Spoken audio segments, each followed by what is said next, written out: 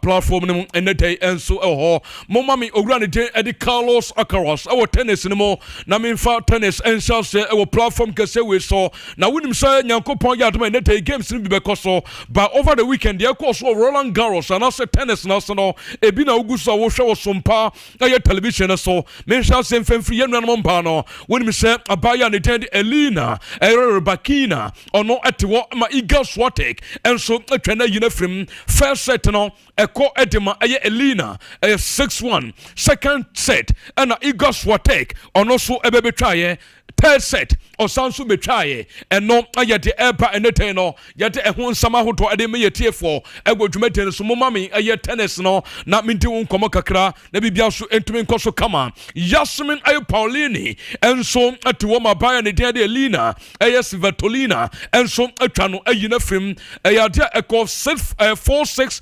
7-6 6-1 and odin kwenim wonim sha we Amanda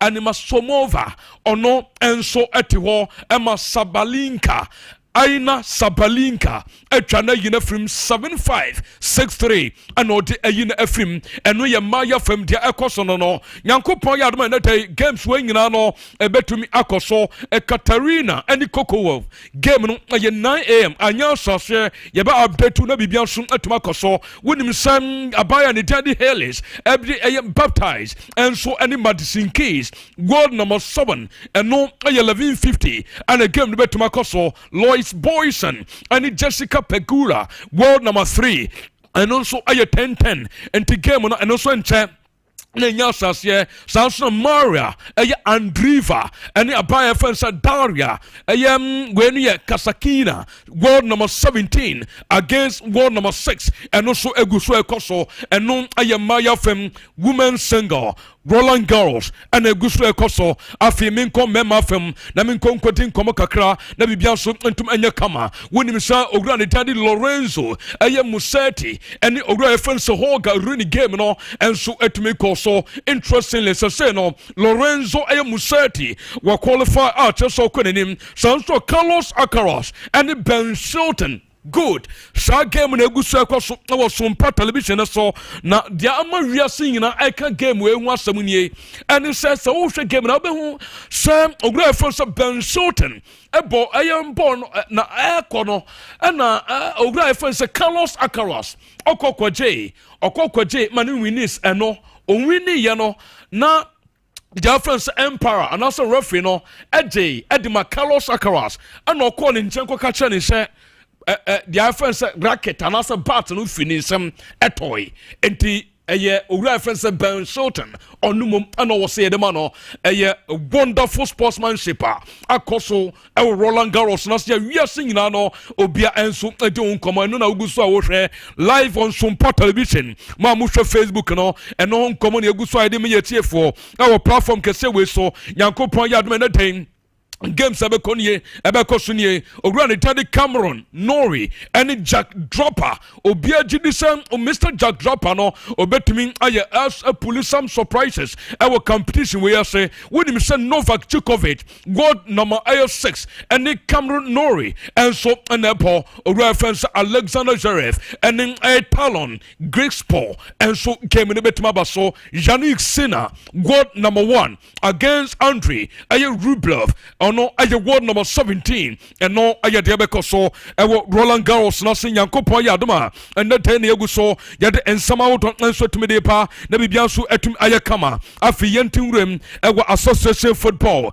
yankodi football hu komo na bibia so entum anya kama John we platform ne so na yendin komo na bibia so entum nkonanim me pa to ye sase e de free issues bebre a chese epa and na te anopa ye di kan ebeye bi etema ba mama me Cristiano Ronaldo picture no na me de no komo kakra me pa to wonim sase Ronaldo no obenya stay our club no mo mpanifo aman offer offer no anano da me de beto wonim sent na agent no ane no lawyers wo mo boa Ronaldo me na study a proposal and as a contract amode amano no enti oguso achese na o study na mate se ne no Ronaldo adiato mpanifo nim some players bia ogidi so mo deni omo nyina beka ho wo club a first no sara ebetima boa ma club no so bibia so tuma koso me patro dia meeting se Luis Diaz Osia Kain at the Liverpool Football Club. Mete Sendeno, a Yadia Bobo Quantity or Noso, a contatinum, and which are Cranity, and David Hanko, or no, I another player. Metenenka, Sam, or Noso from Pennyfono, or started a contatinum, and Ronaldo Gusso on the lawyers, as the contratano, a very likely per response. I mean, second, a positive, so Ronaldo Betros Shakai at the Ama Club and no Yen Summer and Swepa, and that day Anopania Gusso. And then some out running now at the more powerhouse live on Sompa 3.1 against Sompa television so Facebook Sompa 3.1 and once over San Tony let me be answered to my camera when me say Bobo Quantity and so at the Tottenham Hotspurs o mako kopiem Australia o mo so eguso mo ji omani na omuko kudru hono Ange Postecoglou or the ensemble bre akakotutwa head coach at the Hotspurs Ange Postecoglou good penini we a time omukokodru Australia na onin some for kasa and all the two when him say I didn't want us to just enjoy the moment.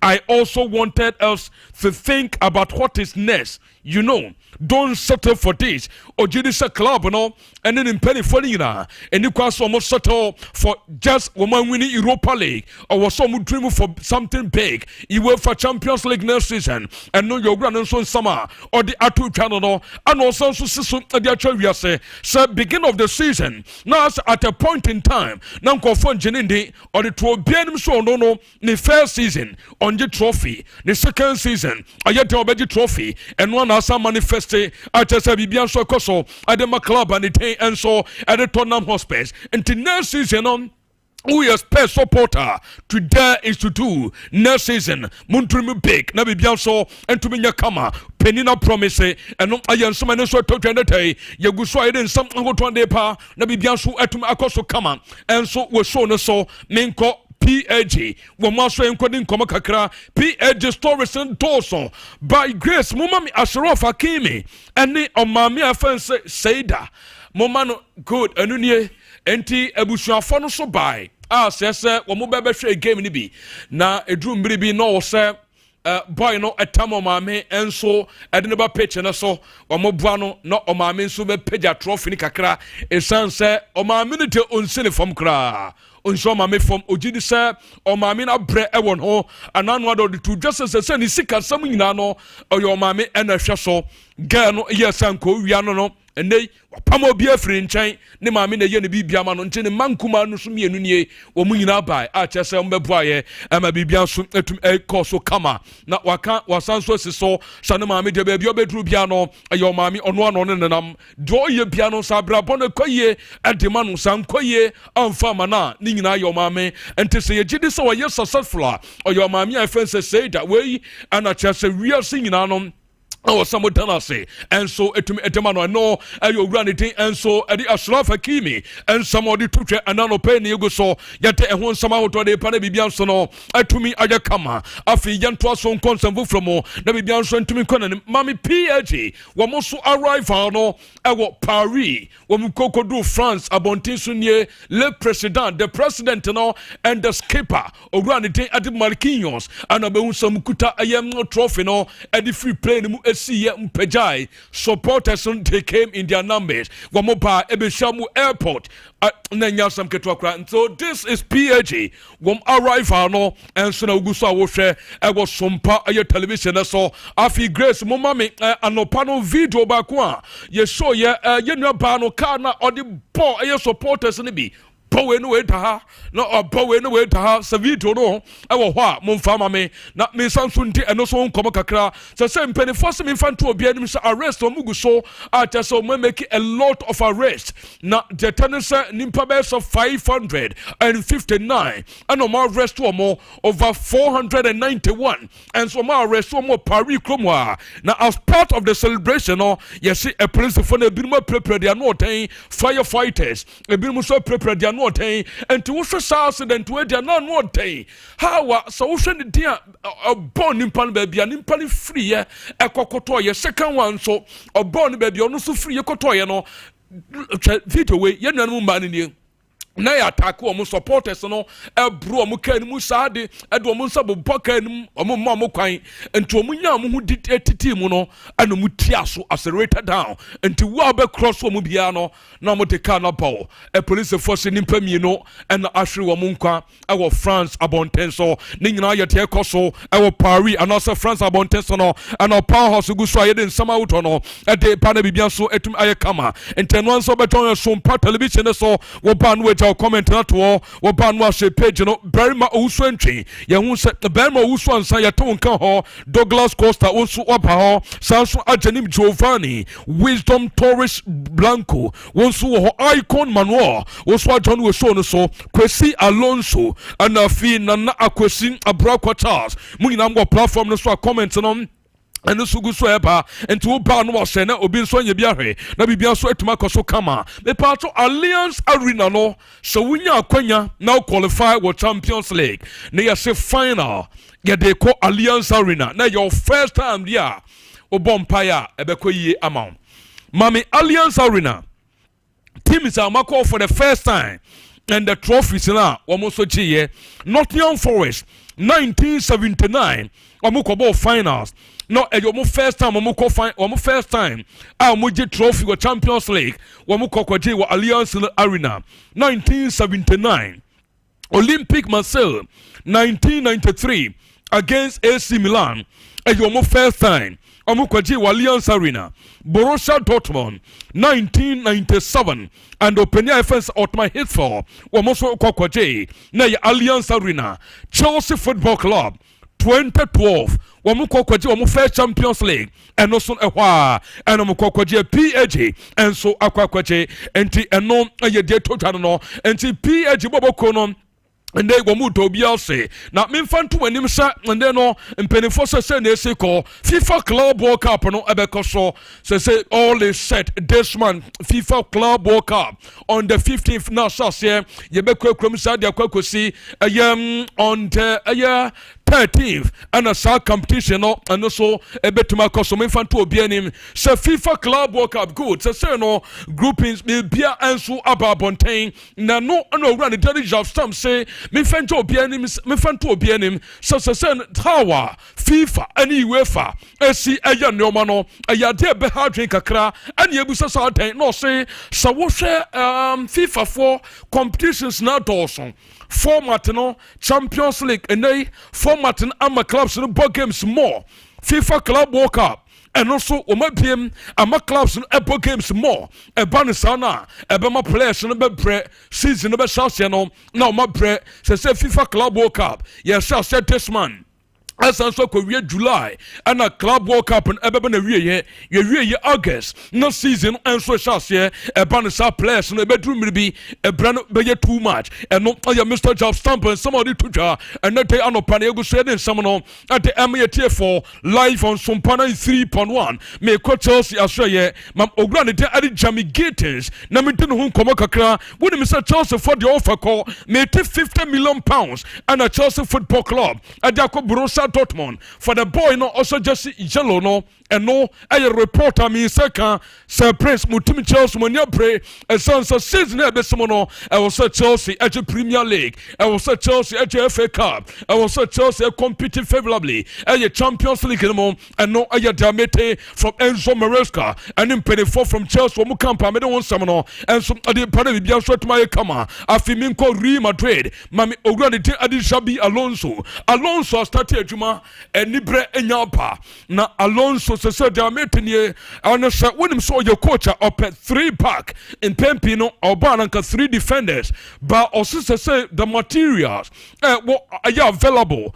Madrid no or the Cobo 3 packer, one shot and man Madrid, and this is the American so best some kakra or beko a 4-3-3 formation, and the people no shono and no me gusu ebinono and no aya Mr. Shabi Alonso or no so defina say toja and that anopa enono the patron me come Matthias Cunha as you say do no o ma bibia Manchester United every bibia this boy waba from Wolverhampton Wanderers a done completely done.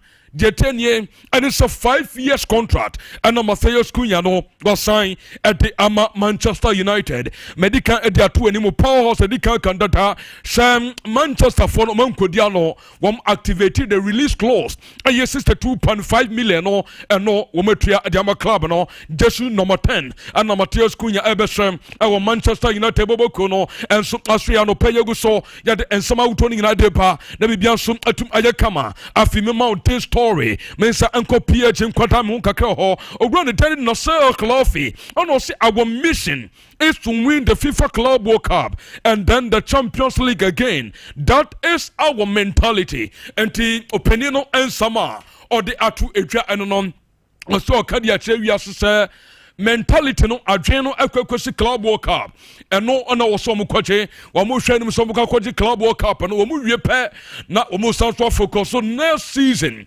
UEFA Champions League eno ana ya dia esa fata se wo mo ye ana o ye msamtafo busa no se ene no wo hwe team na o be san so me coach Luis Enrique cash more so fan kwadwama so nkoto players biem nsamra na ana se oh coach no a catch almost a play wait no here or my ready and the opinion sama or the two janano or since a coach I fancy Luis Enrique or catch a mom say one more play we are some penny for no my ready some beko some beshen umanyano but again it depends on the player so I available so betumapa abe Johnny to my first PSG and no say one important thing the other one a financial fair play rule and no any two issues are ebe decide is a player no betumapa and also to me but one more no you ready for any other player or you ready to play for PSG and you Mr. Nasser Khalafi and some on so the two and the Dianopa and you go say don't some ahodo de me tie for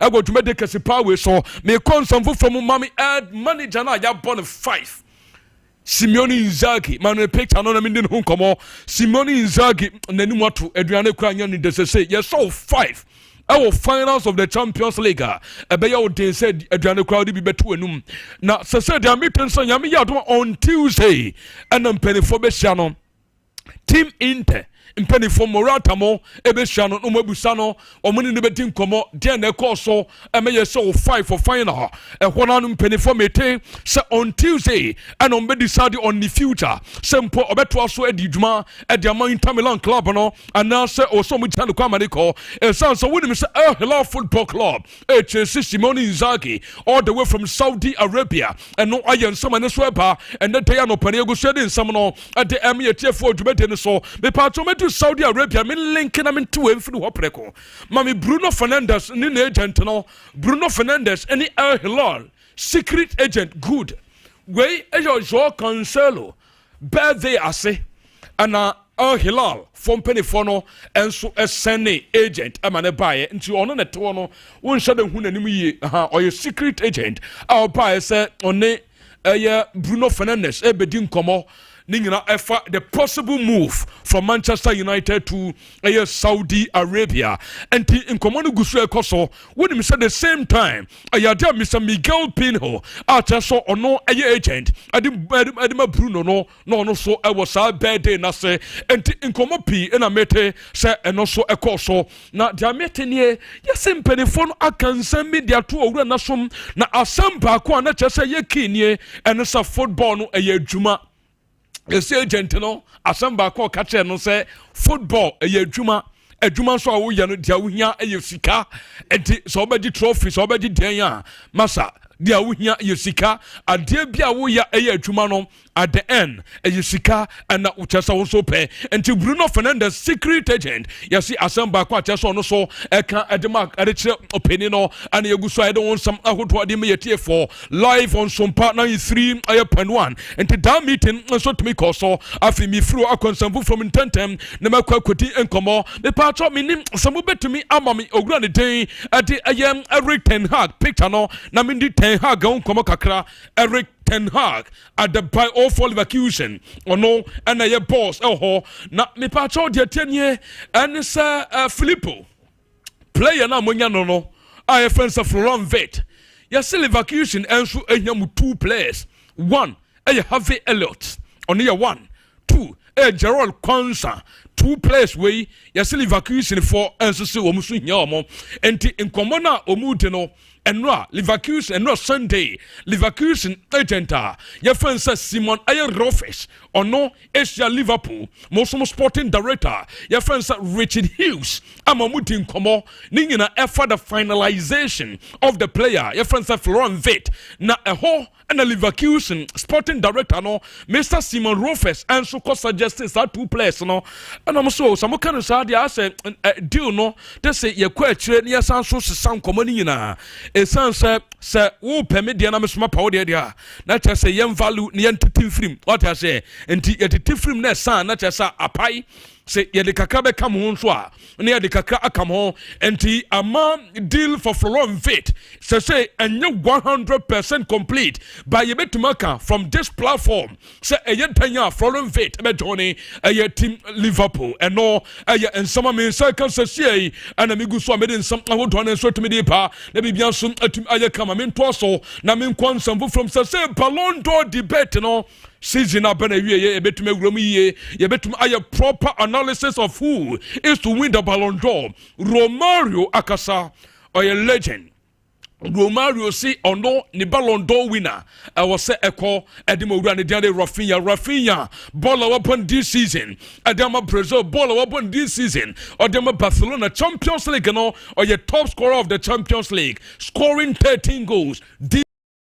Performance will give you our league and mono best player should be around the at the Rafinha. Why and your best player at the end of the season or and so a Ballon d'Or and if FIFA best no my yenton ka platform so na yendin komo na bibia so entum enya kama me to so konsambu from akwakotin komo ni part so said I mean second and some Juventus from Perifono and upon the betutwa say a meeting ebekoso around the Damian Comoli and Giorgio Chiellini and so Bishopenia your friends Elkan Wamushia after the meeting the next one a meeting with Ego Tudor. Now on the channel be after the Club World Cup it sounds so which is a Club World Cup performance and also bet me play key role as to say on Twaso and now say on to me and Twaso mama grand the Marty tells and so Petano na me no hunkomo of free Germany and no join the club I friend Tottenham Hotspur or buy a performance and all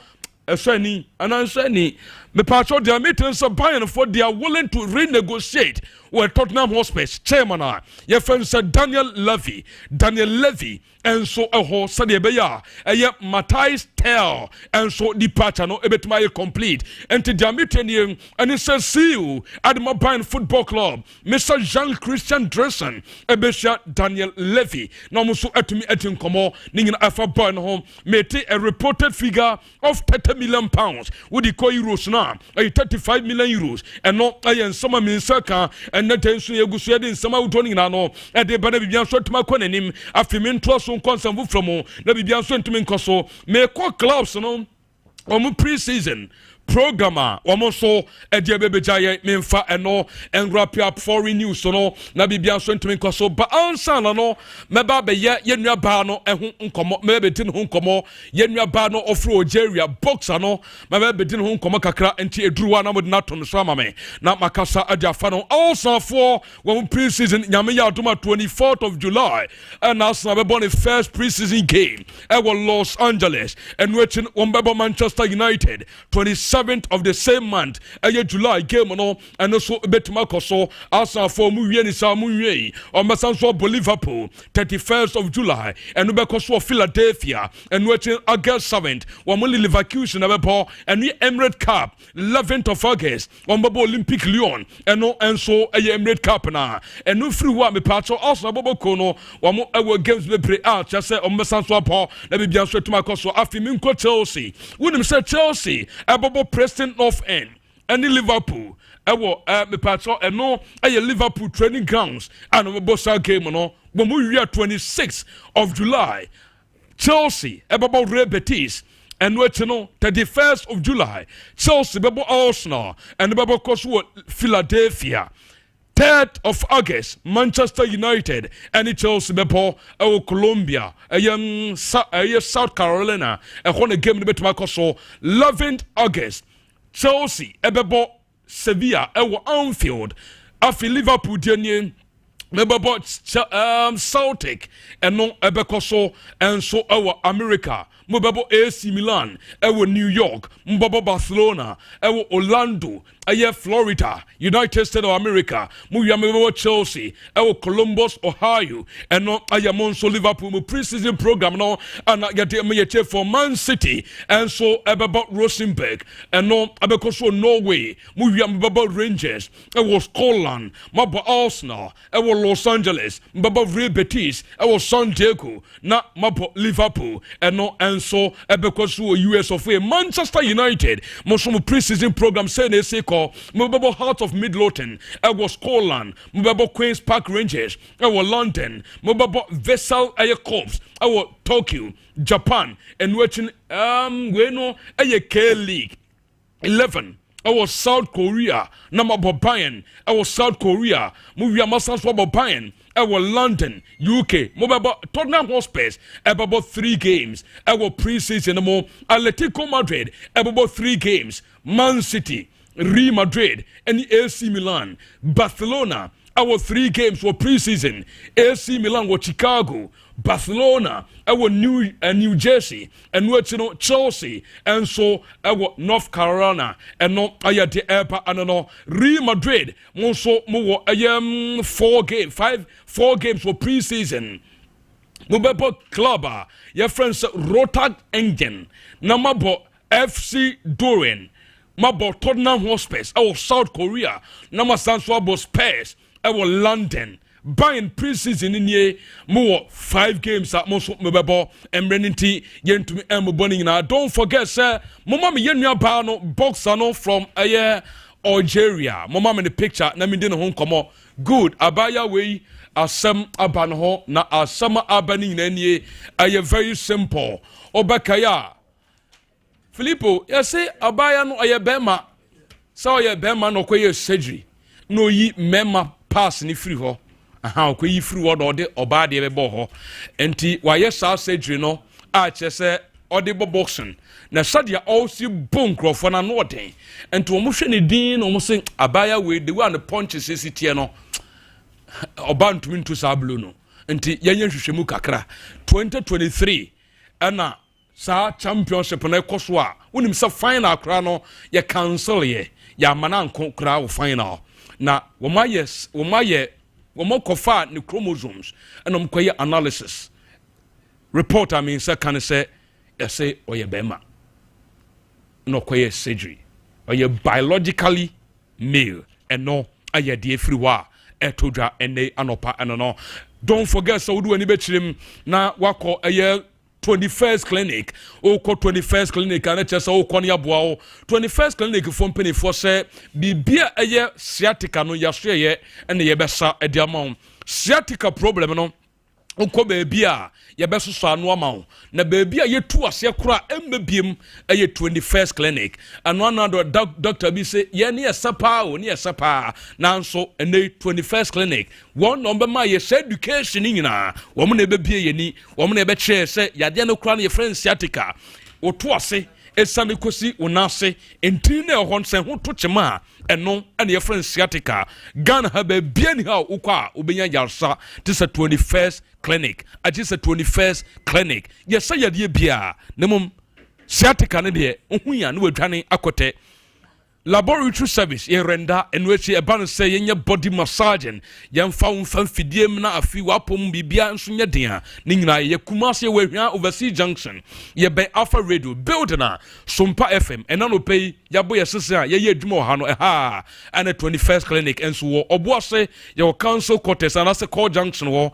akra ye wo dome sunya nkuransa ani techima ho nyina wudu a obehu ye eba na frefra no afre ye 0249 311 311 0249 311 311 and that's 0540 311 311 Telecel cash Telecel from penny for say per Telecel semi be 60 and use so we will be so dada and the asamuday the amu kenye and say so send sika from Telecel to Telecel ya to kra wo hu so ya to now send the best 5,000 ya till best 1 point kete kura uhu se ya till kura nempo so we use Telecel app no now the send sika and the free yen to kura Telecel from penny for say send keke ya no for mbeto amwa wo yemehyew opa dial star 110 hash na fi follow prompt no na also send sika command for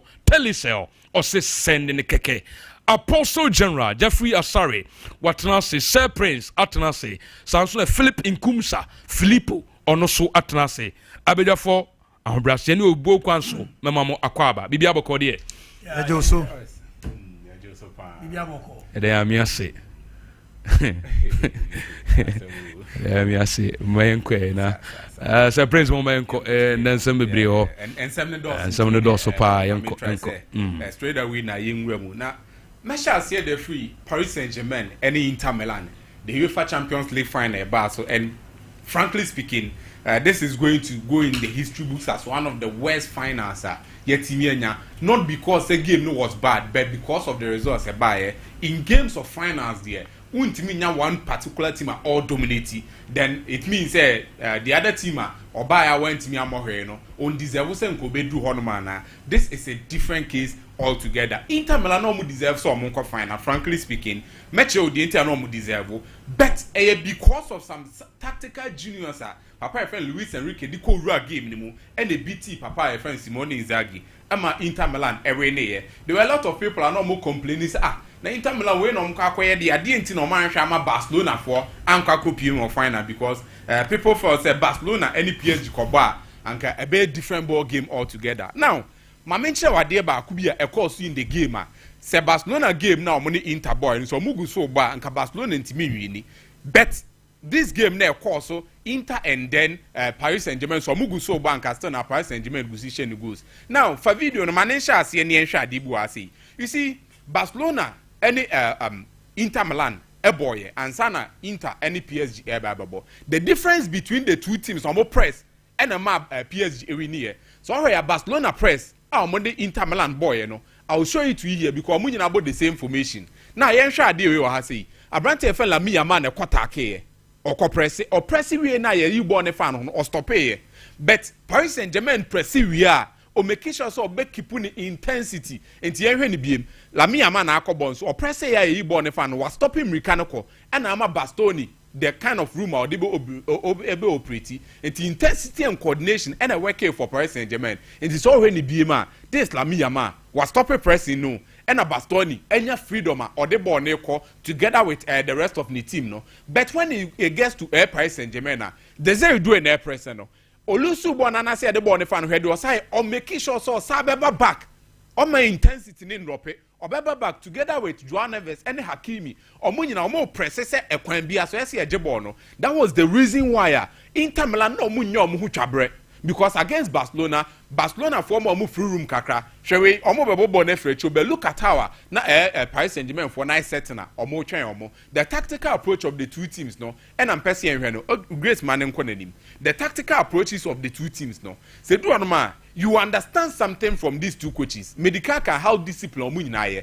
The obe person the players nenya no and I said the obe catching the players neso omunya no and no one by force omoko park neso omonkoye to Inzaghi and I say nkobema the two flanks no fullbacks no omo make sure some be press up front and you share game nas no mu say e weke enti na ma Gianluigi Donnarumma only option be than to go for the long balls but call long balls now call the zero do any Bastonian tembiano area draws the Bastoni befa enti Paris Saint-Germain who say as early as possible SSC and Sano enti as early as possible in the game no and abobo kwai from Paris Saint-Germain say so monsa enti afi the inter high press no na say be cause problem e dey am omo ankasa o mo defense me hu anon ko mo sha say in that way di marco ko na no press ya e ma omo ntimi Paris Saint-Germain ntimi ma betwara Abrante friend Bastoni and any di marco ko ntokwa no di enti no ne ko now yen hwa de bi di marco ba nanim so oba betake Abrante friend Hakimi no ma press affronta na ya escape ball na escape afa no na say omo de ball na afa no ho the moment omo de be fa no na ka Abrante friend Bastoni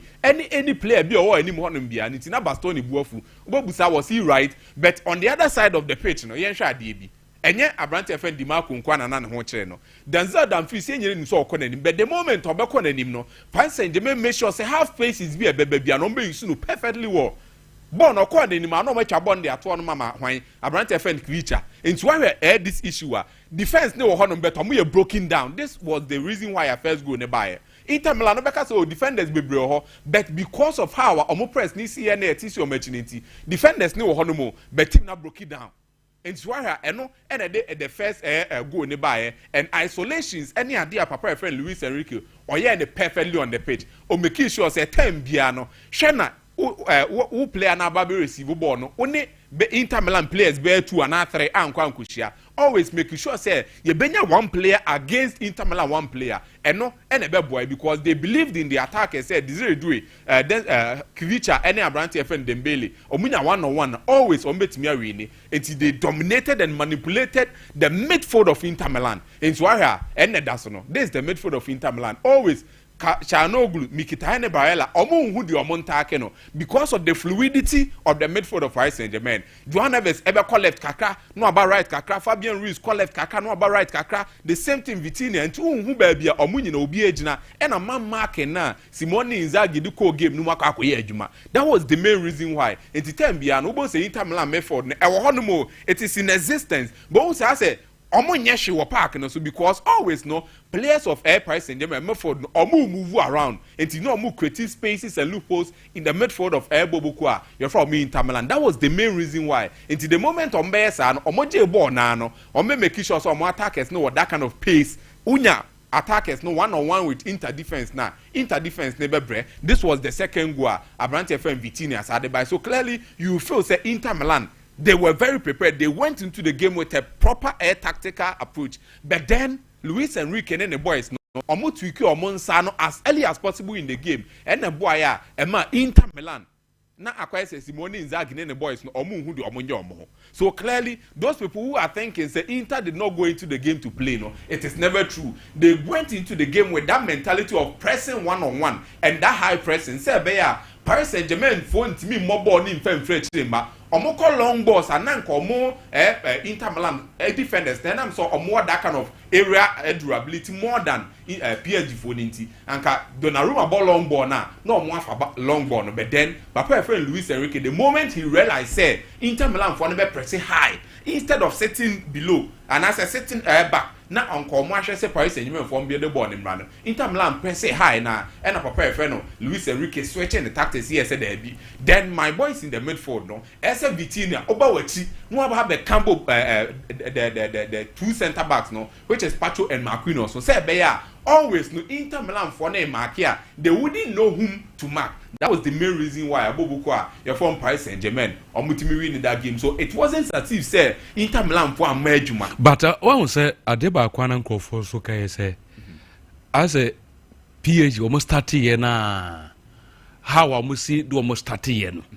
And one or do movie. You see the first 10 minutes. Many say be out they are making us because as a coach Simone Inzaghi as when two months Sambi bia. Asem na wo kan it is true game ne sha say no obi a wan hwe game ni bia na bedwen say PSG na sha say good but it was rather Boboko from Inter Milan. Oh really? Inter Milan first minute na no mo sha say so omo press high it na me show video no enti ma Donnarumma no ni any other option o de ebeba no ni any other option than so obebo ball high and the moment obebo ball high on my video ne sha say anka honom ne sa beba obebo ball high just imagine Dembele one achebi echo area do ho na be wini Bastoni ni desire do echo area do ho na be wini Kivicha any be Abrante friend Benjamin Pavard ko area do ho na be wini and can they be play in favor of Inter Milan but papa friend Luis Enrique hu ye and no man the boys they drop say Inter for na be press higher any kwan say midfielders no more come because o me press o mo di ball na the moment amomra machi Emra me boase bia mba be defend no na bia ball no o mo dey ato back of the net enti so where Paris Saint-Germain as early as possible bare 10 minutes no and o mo drop it down e be sha say so o mo ball na free chi dey akọ animu enti nye say Inter for am so o mo be adwuma but it was because of the approach Papa refer Luis Enrique was signing Sano in the game in-game management as early as the 10th minute no and the Boama Paris Saint-Germain omo get the upper hand omo winning this game against Inter Milan so Paris I think say Medikiaka everything that went on in the game went in favor of Bobo from Paris Saint-Germain the possession the shots on target the passes everything and it is all due to Papa refer Luis Enrique and Chelsea fans no more cast or Mahradian it is true yes we said it or London ebe in medical I mean in the interview I will be any so Luis Enrique ba be Chelsea boss but Todd Bowley say on no dey ope bear 90% of control over the team instead of coach now no be yes and coaches like Luis Enrique no omo nchada nye bebre kakra bi Antonio Conte Pep Guardiola Jose Mourinho Luis Enrique mo no omo na de omo ba opese on for no ankasa ne philosophy ni gidi owo no on famrent won allow then on coach team and na ama Luis Enrique and coach Chelsea team no call Paris Saint-Germain and look at how what translate Paris Saint-Germain team no from those kind of yemba big na yem form mo me adwuma rather than yem go for players on base you coach ne system and no, as early as possible here we're teaming the Omaka Kojibu UEFA Champions League so yeah more Paris Saint-Germain team as abaso ma bom ho modern Paris o ma boka Luis Enrique team ya adwuma de amamo but so uche na sa kala fi say the project we know afikura no asase oh yeah now say the mentality now is to go and win the Club World Cup yeah. No mbisa say is he still going to invest on or say their coach is the baby they are ready provided said the player is also ready to come and then one thing a financial fair play rule if no way through what they are ready for any play. Kalafi statement it tells you everything or say their coach in the baby on besum listen na say Kalafi of old and kanya who coach na be and say chenchina akofo we bra but now he has understood the principle of football say Luis Enrique amana hu say dabi it's all fat players on bua coach in system no and san wait me win that is what Bobo from Man City did for Jose Mourinho that is what Pep Guardiola rather Chelsea did for Jose Mourinho and coaches are successful in their various teams that is what the teams did for them successful so for me I think say PSG am on my back now Matthias Cunha Manchester United fans now look let me tell you something here Manchester United fans should be happy so many Abrante friend Matthias Cunha some years ago and Matthias Cunha wouldn't be the ideal player United for in this instance in case of Mokofan be able say United and then on offer to the table for a player be team no European football and there's no proper direction as to play no French bar system bend the kwakutum direction any DNH project in any DNH so if Matthias Cunha have agreed to come to United so where Anka wait me akọ anything be opebiao but he still insisted so Bobo United that tells you say owa akomapa so the Bobo United and such players no oba obeku ne ho de aba United fans should be happy they shouldn't be thinking say what is 63 million they akọ Cunha no they should be happy for such a player because one na dream ni the bibia na say on the United now no person or multi and fan on Beko Europe and also Munko Europe. So for me, I think United fans no, though Matthias Cunha isn't an ideal player, Obe finding a best team, but because of the situation, or more finding myself, anyhow, boy, no, dedicated so or team now no Bonintino, they should be happy. As Emrena's one. Oh, okay. Ebinimu say as an born a dink across 62.5 here. But a between na manko for enyesika Champions League is saying ebinimu enyesika pa o platform is saying so mu first ka Philippines so platform is o mu first ka Champions League die amaboy say nti betway say so don't be selfish enye peseme nkumnya odia ne se wo hihye wo bet ne wi a wo coach no na wone adofo ache obia wonani gye wo bia no na wasen no coach na ma no na ono so e de atwa na ono so anya bi sabio otwa nye ni sika na ye gya ma Betway ankasa na emo sika 4%. Philip, let's start with the UEFA team of the season. UEFA the team of the season now team of the season no any goalkeeper Gianluigi Donnarumma on board that is a 4-4-2 system. Goalkeeper no Gianluigi Donnarumma. Now defenders no right back Hakimi Achraf of Paris Saint-Germain. Left back Nuno Mendes of Paris Saint-Germain. Now center back pair no Brent Alessandro Bastoni and Marquinhos. Now midfield duo Vitinha and Declan Rice of Arsenal. Now the wide areas you're flanked by 2 Barcelona assets. Lamine Yamal and Brent Rafinha. Now in attack Desire Doué of Paris Saint-Germain and Ousmane Dembele. That is UEFA or team of the season. Now playman Ejumana starting with France. Football yaka playman Ejumana. Ejumana Eshasi of France. And 2 people na started playman Ejumana of France. The 2 people are Francis Borrelli for Paris Saint-Germain and Bernard Tapie for Olympique Marseille. When him say till last Saturday, not the only team all France award Champions League Marseille. Abedi Pele mo time in 93. And obi o starting project no Bernard Tapie. Ono starting playman Ejumano. Me see yes can bia no playman. Wo betumi dis can bia chire. Wo be 10 years kwa wunya dama. Wunya kapre. But it was can bi o wa ne ya hu no a and one of those Bernard Tapie. There's the man Bernard Tapie. Ono changing the destiny of the French football and answer Marseille. And he bought big. Abedi Pele, Basile Boli, Didier Deschamps. Name them Rudy Vola. When you now make up the Marseille team that won the Champions League in 1993. And their playman Jumano Ebeye and say Francis Borrelli at a point in time now he was competing direct Bernard Tapie. Now Borrelli competition of them Bernard Tapie say at a point who say to me compete Bernard Tapie in terms of saying Niska na big into no accuse Bernard Tapie say Bernard Tapie etua scam referees in fixing matches. Bra what ultra bet no fixed matches and na buy you. That was 86 now playman Ejumana starting with France there was that fixed match incidences now allegation near accusations it started in France. Bernard Tapie and Francis Borrelli. Now, fast forward, Paris Saint-Germain at a point in time, they lost their hand in French football. When they lose your hand, they couldn't buy big again. Into paradigm never shifted from Marseille and Paris Saint-Germain. Now, Lyon. When himself Lyon just legal not 2 hours 6 times. And at a point in time in Europe, no look at team Real Madrid Sompa Lyon. And that Lyon team, Mahamadou Diarra, Karim Benzema, our own Michael Essien was part of that project. And Lyon were dominant force in the French Ligue 1. But then, since 2011, QSI, Qatari Sports Investment, invested, the majority shareholders in Team Paris Saint-Germain. And the Paris Saint-Germain, I saw Onujina Sciences, Team Sakena in France, I saw Onujina first floor. So Onujina third floor, Team Sakena in the first floor. In terms of monetary and finances, the gap is very wide. Now, almost started projects in 2011 with Carlo Ancelotti.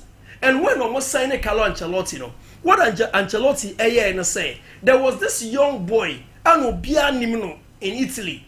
The boy was Marco Verratti. No call for Marco Verratti by.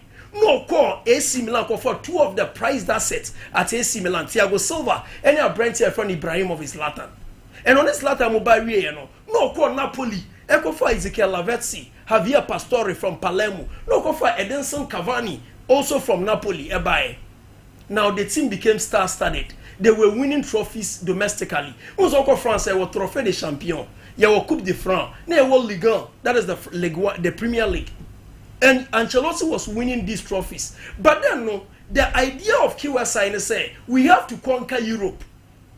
And so, in terms of managerially, the time from 2011 up till now, look at the managers of Modi Omaba.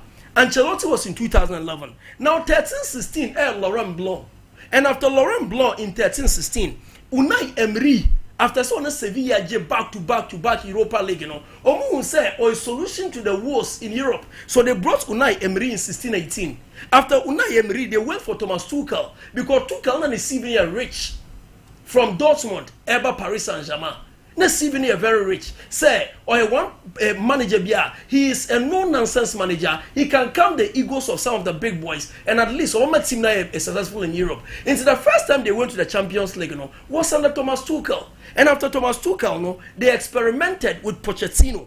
That was 21-22 because Pochettino, the ordinary tournaments per side, equal finals of the Champions League. So clearly, our language now was like, we want to win the Champions League. And in 2021-22, after that Pochettino free they brought Christophe Galtier. And Christophe Galtier, the language necessary. The language became say we have the guts to wait. And the guts to wait, 2023, I sack Galtier. Now you appointed Louis Enrique about 2023. Say 2 years ani. And Enrique Bayano, look at the players from free Paris Saint-Germain. At a point in time, so when in Paris projects now, Paris in terms of superstardom, this team is the worst. In terms of superstardom, say Yankasa players or more ban or more ding, who knew desire from Rene, Obianimno. Nuno Mendes was an ordinary face. At a point in time when Borelli and Tapi air fighting, Paris Saint-Germain beto mu trim say they are one of the teams who are best in France. Until anytime they play Marseille Biano, that is their Classico. The Classico in France and Lyon and Marseille. It is rather Paris Saint-Germain and Marseille. That is Le Classique in France. But then at a point in time in 2001, Messer Grayson on my picture of Ronaldinho, Gabriel Heinze, Mikel Arteta, Pochettino, and JJ Okocha. That is the team Paris Saint-Germain in 2001. In 2001, Pochettino and Arteta elbow Paris Saint-Germain in the same space. Ronaldinho and JJ Okocha played the same year in 2001 at Paris Saint-Germain, let alone Nicolas Anelka. Omuna bo Paris Saint-Germain. Into Paris for there. Now I say at a point, now it's can nasa, but per person bet me compete the creme de la creme in Europe. Nading into QSI for before team QSI as I speak. 87.5% shares in the club. And then Kaino air for Actors Partners. And Actors Partners 12.5% shares in the club at Paris Saint-Germain. Into the club is not solely owned by QSI. Take this from me. Team Paris Saint-Germain is not solely owned by QSI. And ya Qatari for dia solely. Say BBI for Qatar. 12% and 12.5% air for the Actors that is partners. Only 12.5. But since I cut off one bar picture, and then in terms of big deals, and in terms of Sika Elbert team, Paris Enya sponsors from Nike, Air Jordan, now Accor, and Qatar Airways. Now guess what? Air Jordan deal it was Neymar. Neymar see no munya Air Jordan deal at Paris Saint-Germain. Now guess what? Signing high profile players till date. Neymar is seeking out to Paris Saint-Germain. No club has matched that. 222 million euros. Team Bianto name play Biabo didn't say Neymar. Neymar still commands the world record, the most expensive player ever in football history. 222, and it was Paris Saint-Germain. And then we are Kesika Foagra, Paris Saint-Germain. That is why from the round of 16, some of us here who be say, Team Ayen year pa team Paris Saint-Germain. I want there and this season in the Champions League, yeah, kind of crap share one team lose matches from the round of 16 up till and also from the group stage till say a quarter-final. Paris lose a lot of matches. They lost to Aston Villa at the quarter-final. The return leg at the Villa Park. Now they lost to Liverpool at Parc des Princes. They lost to Atletico Madrid at the Parc des Princes. No, Mosen Lucy, that is 2-0. Edema team Arsenal. They've lost 4 games. May or more projects currently no cry back up. It's a set in one infancy. I feel the project on my chassis. Team no currently Paris Saint-Germain current project I feel na chassis. Okay. Now, question marks and I say questions I'm out for be say. I didn't at a point look at the squad they screens no so. Goalkeeping department at a point in time they had Buffon and Kevin Trapp. Trapp that time now feel no Gini Dean was Europe and I saw Gini Dean was Germany. But then Kevin Trapp by David Louis Thiago Silva by and Fossa now Omunya Serge Uye and Maxwell Serge Uye boy and fa now Marco Verratti Thiago Motta and Blaise Matuidi. like exceptional talents in the midfield. But now Cavani, Ibrahimovic, and Di Maria attack Ben say. Now some comparative analysis. Now Di Maria feature Varaskelia feel not building a brand. Di Maria is a top player. Level na Di Maria wono enye feature. Now Edinson Cavani currently Paris so number 9. Number 9 our Paris or recognized number 9. Brent your friend Gonzalo Ramos. He's the only recognized number 9 in the team. Now, Desire VA, any Edinson Cavani, you don't even do comparative analysis. And even more so, Cavani are more or less a number 9. But that was how one of more arrange your team no. And the Carlo Ancelotti. And Ancelotti started this project. No Hokoye and look at coaches Swaba. In terms of coaches, I'm for the best of coaches. In terms of projectile, BB for the future, no. Say now what they wanted in Europe. Into Nasser Al Khelaifi, we must give him credit as well. For Preseason. What is the trick? If Pediauken, Umanya the best of team, the best of managers, Ebitremuko, and fa to manage this important trophy. Now, what is the difference between this team relatively and compared to other groups Umunya and Kawo from in terms of coaching to Ancelotti? What is the trick? The trick is discipline. Luis Enrique is a disciplinarian. And then there is no superstar in the team. And then where you cry, you have to kowtow to the demands of the coach Luis Enrique. But those were the times and gone are the days. Who name a Messi and Mbappe. Obia who was a star or a superstar. Into superstardom sometimes a say BB. And only idea air trick for Paris Saint-Germain. Okay. They say nice Obia Jumobia. Wait till Luis Enrique after the final. Or say Usman Dembele or Preseason. And in the final, Olusibo defended. But here's the case over AC Milan. Rafael who wants to Diego Maradona. Over AC Milan, Rafael officer Diego Maradona. You go to some clubs, players be afino Muji or Mudinja Grealish mo, or Mu say, and they are Ronaldinho, or who knows Luis Figo. But at Paris Saint-Germain, only time for Samuel Mano. We are best player requirements of form the DPO bets na from. Yeah, started season, the best player for Paris was Bradley Barcola. He replaced Kylian Mbappe in the team. But then Bradley Barcola is some bit part. I don't say some other player. In the discipline now Paris Saint-Germain. Luis Enrique, young congratulating, and I'm so happy for him. After so winning trophy, about Neba Zana when Zana died. 2015 was the last time he won the Champions League with Team Barcelona. And that same space, or the treble. This year was a treble. Trophée de Champion, Ligue 1, and again the UEFA Champions League. He is only the second manager to have do that, along with Pep Guardiola. Manager Wajit treble with 2 different clubs. Well, the general. Jose, they come from Barcelona. So why are you surprised? It means there's special orientation and training at Barcelona. So we are proud of him. Coach 2015. We are proud of him. Congratulations. But let me get straight to business. CAF Champions League final. I remember say Mikatre Phillips Ali Champions League was surprised. Okay said Mikatre was Ali this year would win the Champions League. Good. Now the CAF Champions League final Abewe and Pyramids of Egypt have won the Champions League. There were a lot of issues, but the most important thing is that they've proven metal against Sundowns of South Africa. Now say groups let me do a slide work on the groups where they started from. So Sundowns were group, you see group B. Sundowns were there with AS FAR, Raja Casablanca. These are former champions. Was the only team Sebi a union of DRC. But if you check, these are former champions there. Oko group D. Esperance de Tunis. You realize Sagrada Esperança and then Joliba. Now, ironic allusions were the 2 teams placed second. Yeah. Sundowns placed second to AS FAR. And then Ushe Pyramids who placed second to Esperance de Tunis. Now, the first leg, Omoba. So let's do onward. 1 Sundowns Asia Esperance of Tunis. That's the former coach of Tunis, Miguel Cardozo, against his former side. Omo win here. Edu semi-final. And then the semi-final also, Mamelodi Sundowns were able to win at a score draw 1-1. Omni Alibo 0-0 Pretoria winning 1-1. War Egypt. Good performance. Sundowns were very good record over Egypt. Until they ran the 4th time, they've not even lost in recent time.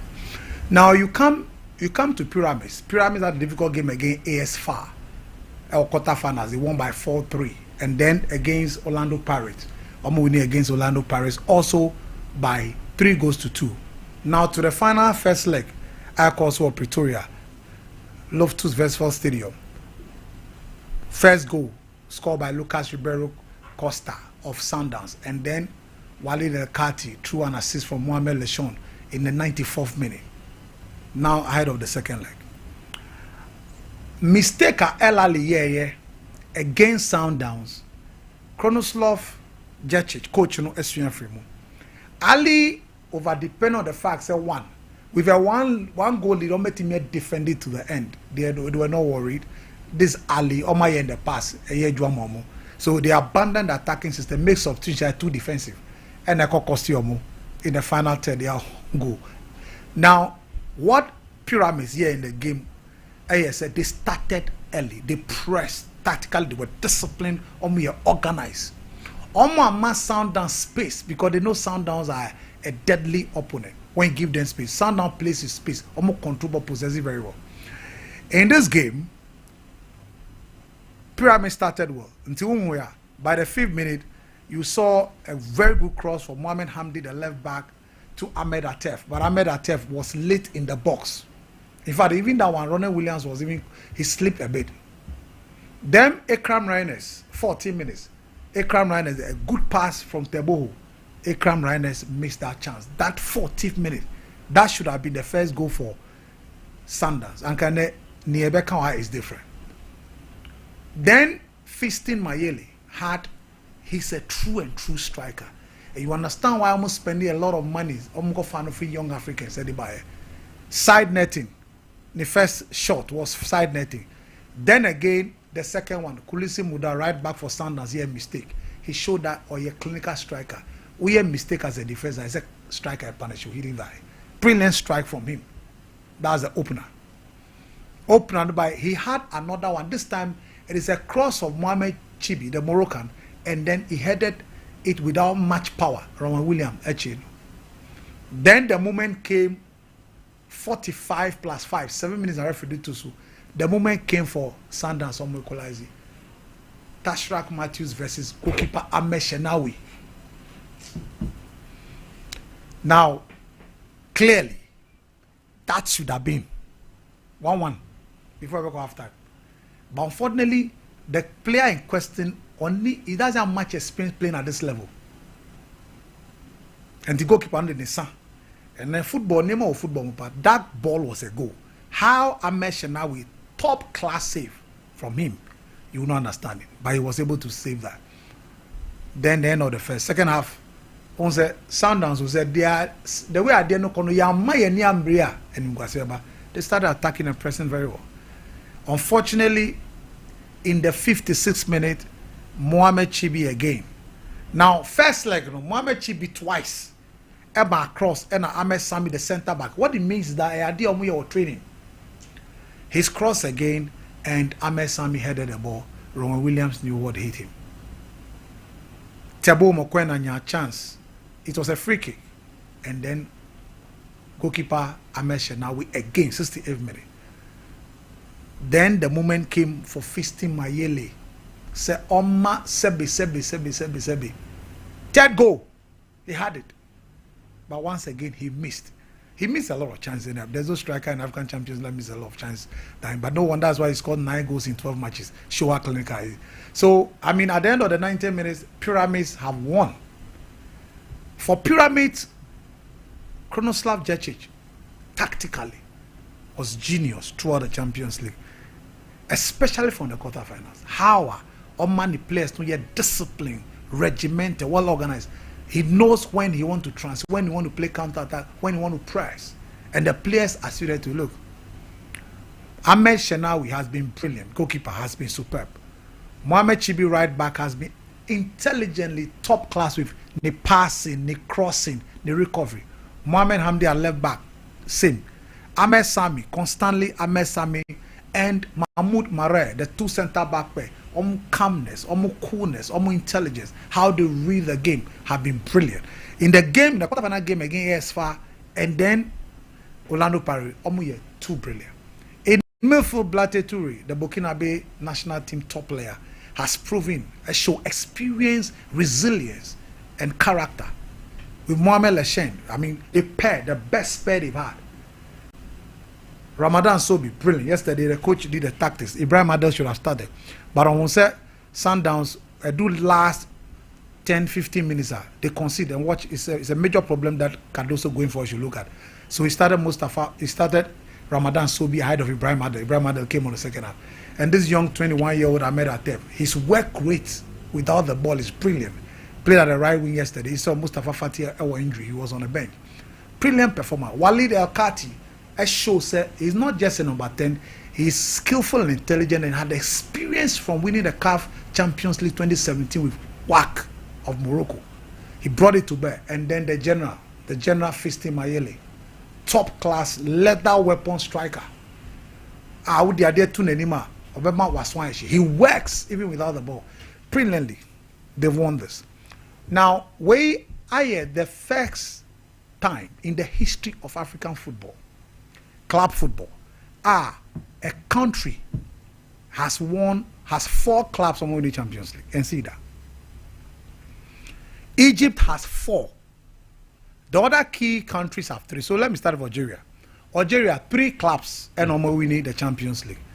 MC Alger started 76, GS Kabylie 81-90, and the Etienne Seti 2014. Over Tunisia, you have Esperance de Tunis, 4-time winners. Or Club Africain, who won 1991, and then you have Etoile Sportive de Sahel won 2007. Now, when you go to Morocco, you have ASFA winning 1985, Raja Casablanca 89, 97, 99. Then also you go to Wydad Athletic 92, 2017, and then 2021. When you come to Egypt, so all those Maghreb countries have 3. When you come to Egypt, Ismaili won the first ever Champions League in the history of Egypt, 69, against then Tupusa Mazembe, or called Engelbert. Then Ali, who are 12-time champion. Zamalek, 5-time champion now. So in the history of African football, the only country to have 4 different champions is Egypt. Now, this club, investment, very important. Turki Al-Sheikh, the chairman of the General Entertainment Authority of Saudi Arabia, and a better team. Don't forget the team here in 2008. Team. Pyramid. In fact, it was Champions of Africa. Al Asuti Sports. It was not in Pyramid. It was Turki Al-Sheikh necessarily, and all the man are down for because the Juma Saudi Arabia does the boxing promotion, the sports promotion, and to Ottoman Adamfo, Salem Al Shamsi, out for UAE. In fact, Salem Al Shamsi. So Salam and Sham don't know TV news. Salam Sham Obia Sebina or the vice at that time. The 2 of them better Cabilones and hand over man. When you handed over to him, then they started the project proper. 1 Yediaba Cairo. 9 almost started investing millions of dollars in getting the quality of players that they need to have. And don't forget that look, this team echo relegation 2014, SM by 2016. Before they even bought it. Now, beyond that, Adia Bakwa, brilliant. They making sure most of almost 99% of the quality players they have were maintained. In fact, the only addition to 2022, almost CAF Confederation Cup final, lose it to RS Bekane, has to be Fisti Mayele. Consistency of the quality players and paying them was the key. Coaches here, they were changing. Kruslav Eba last year, but the quality consistency was all you need to do to tweak it and get what you want. That is what they've been able to do. And today, Omo Competition can find a losing back. Omo are the 3rd force in the Egyptian league. Most often they are 3rd. Because in the Egyptian league, it was always the first 2. But now Omo established force. As a 3rd team, Ali are winning this particular league. Ali are winning league in that. So you see Zamalek and you will see them. First, it was difficult to have an established third force, but they say normally established third force. Almost improving that or league, they've now proven that on the continent. They went to Community final, they've lost, and now they've gone to another final. There's a big challenge. West Africa is missing. Look, since 2004, it's a major issue I keep trampling upon. So it's not about Ghana, it's a West African problem, funding the clubs. House of won in 2000, you may kiss the cup 2000. The last West African club to win, Enyimba, 2004. Since then, check, West African clubs will not be doing well. So this, you may kiss the cup here. A day I'll never forget. I mean, as a young journalist in this studio, a day I'll never forget. 25 years ago. Yes. You may kiss the cup. Then Enyimba did 2004. 2003, 2004. Now you ask yourself, why is Enyimba a winner, no Nigerian club will be able to do that? You know why? Because Dr. Kalu Uzo Oji invested on one businessman as Abia State Governor. So me person me team no, they call the People's Elephant. Enyimba. Me person me team no edging. So this is Enyimba versus Ethos Sportif du Sahel 2004, where Ghanaian Jotes Frimpong, former Black Star players, happened to be part of the team. Or invested so much millions into the team, winning back to back. A team that Vincent Enyema played an extraordinary role in both games. Since Papano ever a senator, he's done what he has to do, win back to back. As we speak, what do you see?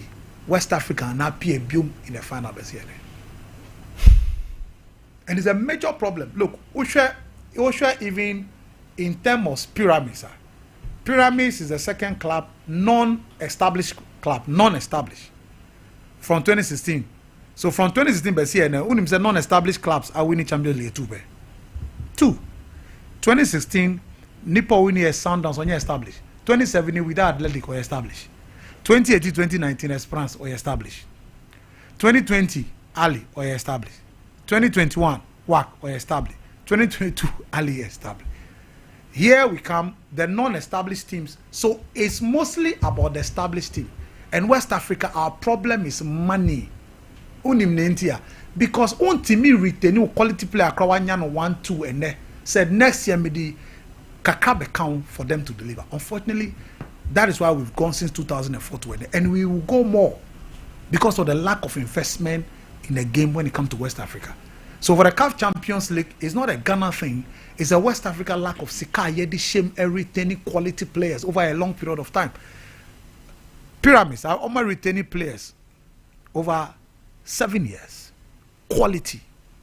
Now finally they've been able to get it. So it's congratulations to them. For Sundowns, Miguel Cardoso unfortunately will lose it twice in the CAF Champions League. We'll lose it last year with Esperance as a coach. We'll lose it to Ali, and then now he's lost again as a coach for Sundowns against Pyramids. Or quality players, you just have to look at strikers. Tembans Wane, Unyi 35. Onye that prolific, that's why he's almost on the bench now. Peter Shauli 31, also Unyi, he's lost his mojo.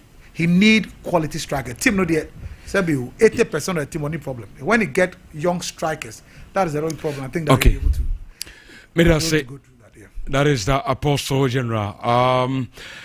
Yemfa messages no na afiria na yenda ye homra ba Gentleman Dental say memfa to anim say ene di usini di wenum nyina ni na obama wosen ne wenum aye nika wetuma ka asumsem ne wagada sa confident na kasa e wo bedwam ene nipa ho a mesrew Gentleman Dental ya share na wosoba na onso obedi wosen na so wenum nyina enso dwumedie ye wa Abrepo Junction Kumase behind the Total filling station Techima enso ye magazine kwan na wode ko Techima market wo no Accra ye wonungwa na Atomic Down ko Forudia ye adjacent to the Central Police Station Takura denso pipe no traffic kwan na wode ko Tadisco no anase Tadisco Junction ho a ana obi hu yen bibia fa wo se ho sa wo senetu ebu anase ne color no asesa bia adura wonum nti ama wo se color asesa ni nyina wo ba ya so ya ye be ya ma tit whitening and bibia fa wo se ho fo ani chimo ya so ye 0559 139582 0559 130559139582 Sanso and a Kulun Ghana Limited. Kulun Ghana Limited. Yen yede hunchun capsules, prostate edrono ediabe dwamanso. Yen yede Mr. Kill, and no eye mermedru, and so diabe dwamanso. Araba bagzem pill, and nusi yedra ebe buao, na uyoba wumfitirukumu haubia, ebe tuasye ediamount. Ningina eye Kulun Ghana Limited. Yen yakofe druwe edi aba edwamanso. Nana akwesi abrakwa Charles. Osi Ember Power and the team. It's our food for the morning. The show is live at Tepa Ahafwano Municipal. Congratulations to Gold Stars for yesterday's victory. The GPL is coming to Sefi and the Western North at large. We Yanana Akwesi Abrakwa. When I would message we Ediaba. Watching you live from Tadi. I salute my boss, Filippo. We ye Wisdom Torres Blanco. Thank Sompa TV. You are the best. I didn't name Giovanni or no so the message no. Junior Inti. I'm Junio. Watching you live from Brekum. More fire. Intapa die oh Berma Usu Ansa. Eric Boateng Danson. Keep up doing a great job. Some passports. Genius. Lyrical. I say there is power in the history in the UEFA Champions League final. Olivia Tiwa, or say good morning, you guys. Good morning to you guys. Some passports all the way. More fire. Also a message and no. United should keep Bruno. He then Cunha will be firework. Okay, and then keep Bruno plus Cunha will be a firework. I think that is exactly what you mean. Crespo all the way from Fufu. A big congratulations to PSG for their overwhelming victory over the weekend against Inter Milan. But Inter didn't come to play football. Greetings to Owusu Bempa of Inshaeso and Samuel Boachi Yadom, SBY. But I think now investing in the youth is the way forward. Looking at PSG's project, they had a lot of youth in their team with some matured mindset players. I really like their blend of squad. Well, also a message or the abre and no.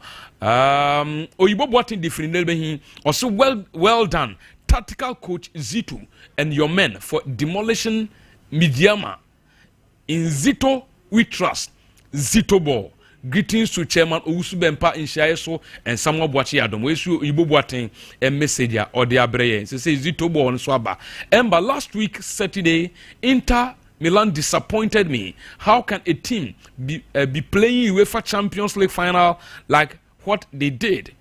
Very abysmal performance. Ask Ijel or say this is the most boring Champions League final we have ever witnessed. It was a one-way game. Crazy the Frakukwamo, also watching you live from Akukwamo. First, it was the legendary Tony Yagola Yebua, then Kespen, and now Dr. Kwamiche, who have threatened to quit football, all because of bias officiating and robbery by match officials. I am suggesting to Ketokreku and his FA to investigate and take the match officials to court if found guilty to serve as a deterrent. Hi to my wife, Dora. Cunha price tag make more sense than Arsenal paid for Kai Havertz. Where yes, Samson, Bondani. Also a message what the brain no. Filippo Kwabrika say, please update me on Manchester United news. Greetings to my daughter Frimpong Manson. Inter disappointed everybody last Saturday. Chia, ask Ijel. At disco, say good morning. I'm enjoying the show live from Mansun Tontokrum. This is your own boy. At disco. King Fodako, Oski Cunha has proven his love for the club, but should be careful not to end his career trophyless. Well, also, dear no. Isaac Fosu. Or say good show. Keep up the fire burning. Some passports, papa. A very short commercial break here. Orlando Atlanta the course over the weekend. Clubs are and they been so mumbobium any winsome debris. Yebasisia. Introducing Betway. Is Bet Influencer, a groundbreaking feature where you can make money by just sharing codes. He just needs to share his codes and make money. The more his codes are used, the more money he makes. Oh yes, so what are you waiting for? Anyone can be a Bet Influencer. Share your codes and make money. Bet Influencer, another world first from Betway. This advert has been approved by the Gaming Commission of Ghana. Betway, get way more. If I shop, I'm sure you'll buy it. Brad, and not so good. Now tell me about Michelle and see about Queen Wayne and say, Brad, said your time about Mr. Esia Jimmy fearful, and not about ever so. really know this offending now. Brad, and because me the time about Mr. Huadansia, we are singing now about Timinka. It is some malaria, where run it time about Mr. And then go, dear, no more to I want to meet any deal. What run the time about Mr.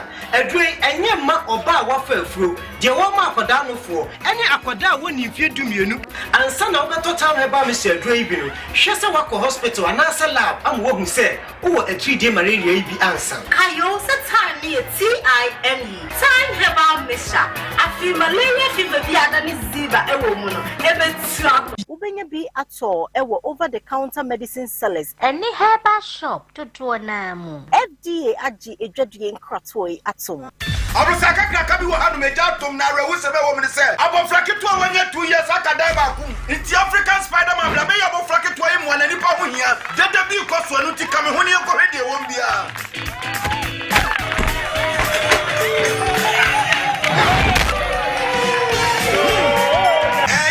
Preseason African Spider-Man, the baby say what of fame, but preoccuping who's African dance, what baby say what of fame, now secret to Grano, anything. Imboost herbal mixture and only me secrets. Now me here to know cut out from. And a police me do one dance and say, many namin sonshare, namin a boosting immune system. I'm a semi trainer mental bread. Meet me the come on. I'm on come with home so across your class so metaya yale. I'm on my latitude, me yabaku. And yet, never saw her. Hey, Spider-Man, what are you going? I'm a cratching. Ubenya Imboost herbal mixture our pharmacy and answer herbal shops. A pin for any kola umundi if you do me no enum. FDA adjugade tatwe atu. If you want better future, join Ghana Grows, cause our grit be the future. Join Ghana Grows, just be one for the culture. Join Ghana Grows, cause say you might be for Ghana. Join Ghana Grows, Ghana Grows.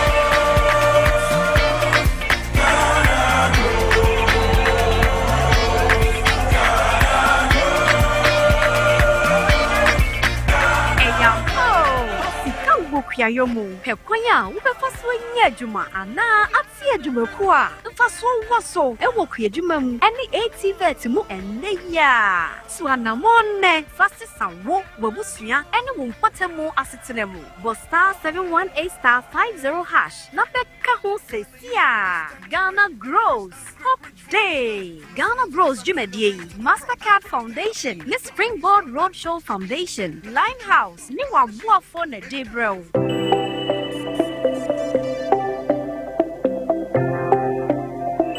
Rise and shine with Yas toothpaste and Yas toothbrush. Start today off right by grabbing your Yas toothbrush and squeeze a refreshing dab of Yas toothpaste on it. With its soft bristles, the Yas toothbrush gently cleans your teeth and gums, giving you a comfortable brushing experience. As you brush, feel the powerful formula of Yas toothpaste working its magic, removing every stain in the cavity and leaving your teeth sparkling and fresh.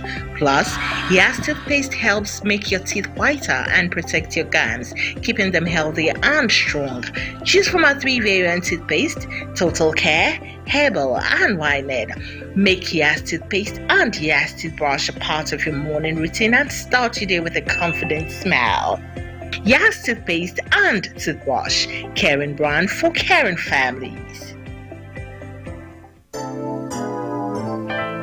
Mamisha, time HH herbal Mr. Bina Unumi, and your what dropa, a ya draw, say, mani pedian kwamwano enya hoden na akwatia yare entwen yare ansan wakwakoto fire wadro na nom no abribia Kanoga Company Limited what the time time ebetwa so no wono a na the time heba mr edia bedwa so akora wonyanya mfirihia dumienu enum bi wo pemfo ene oba wo makora nufo enso enum bi time heba mr wo benya bi over the counter medicine sellers any shop dodo na mu so wo pedodo to afre 0244 417669 0244 417669 time heba mr eyedro say FDA agye edwadie nkratoe atum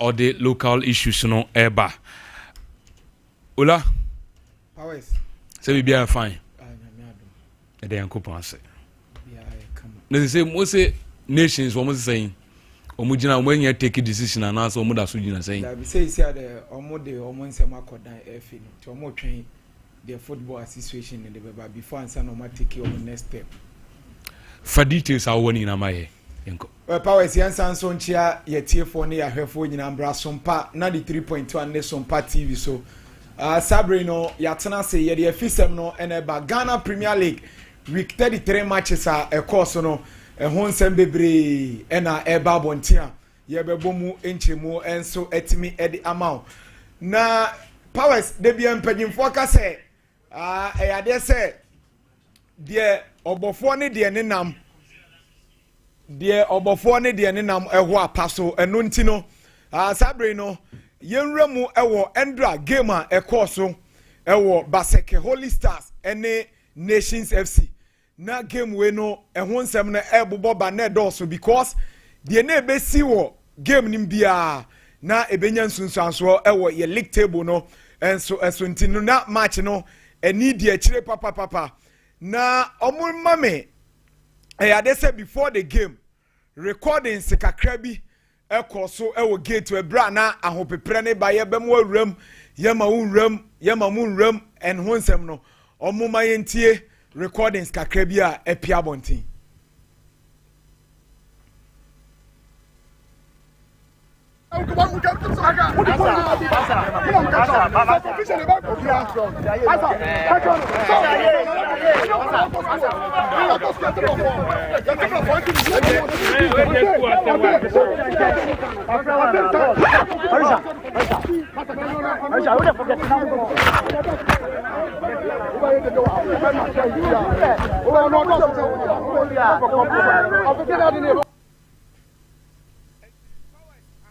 Eshasi free no on say ni nyina start from main gate wona na eboboba na game no ebe shase no na Nations FC omo cameras a omo de koye no omo chema omo ntimi omo mfentwa match ne mane nyi enti no the screen ni so no then bra omo tripod ne de chese ye bubu ni nyina because match no omo ntimi metwa match no enso e mane nyi na ye share game na se no na first penalty ebaye na Baseke share one na second penalty na ebaye no eno na ekofa nse momma me fight no yes momfa fight ni nto so na yenhwe ho na asem ni nyina enso ewo no enti no Grace mo emwaye na videos no achise ye chirechire mo ekire etiefo ne yahwefo a omo nso etie Sompa 93 enti no yes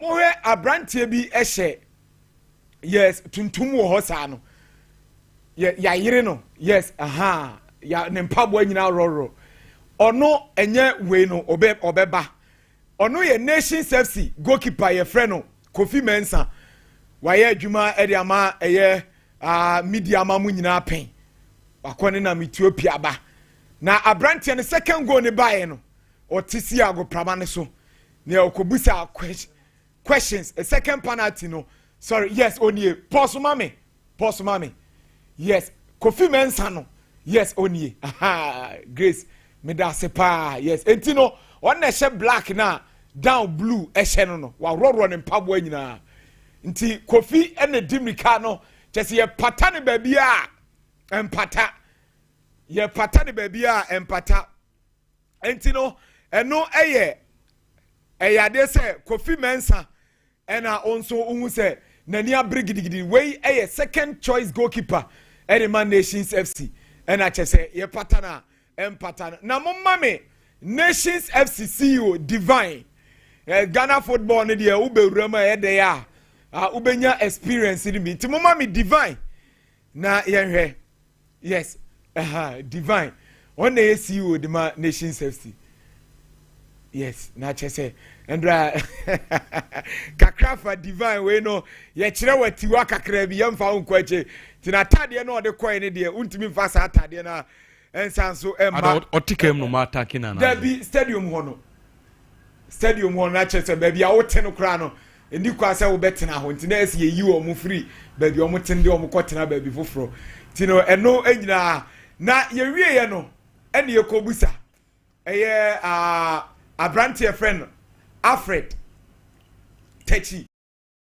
on e kasamafo de ma baseke ene ebusa Alfred say Alfred na game no mo call pre-match no na agreement no et say on security yenti ensem Alfred itu ya please and I think 70 security men home police for buy 50 on uniform fire service officers 5 making 55 and then CIDs and commanders 15 or more NC uniform. These were security men now or more will say them or more air share my properly to my costume. So because we won't security men do I will say them obiano at a boost them cap. Please if I buy a dose of papa. The number I very much now the same number now and they provide the Abra game no air costume.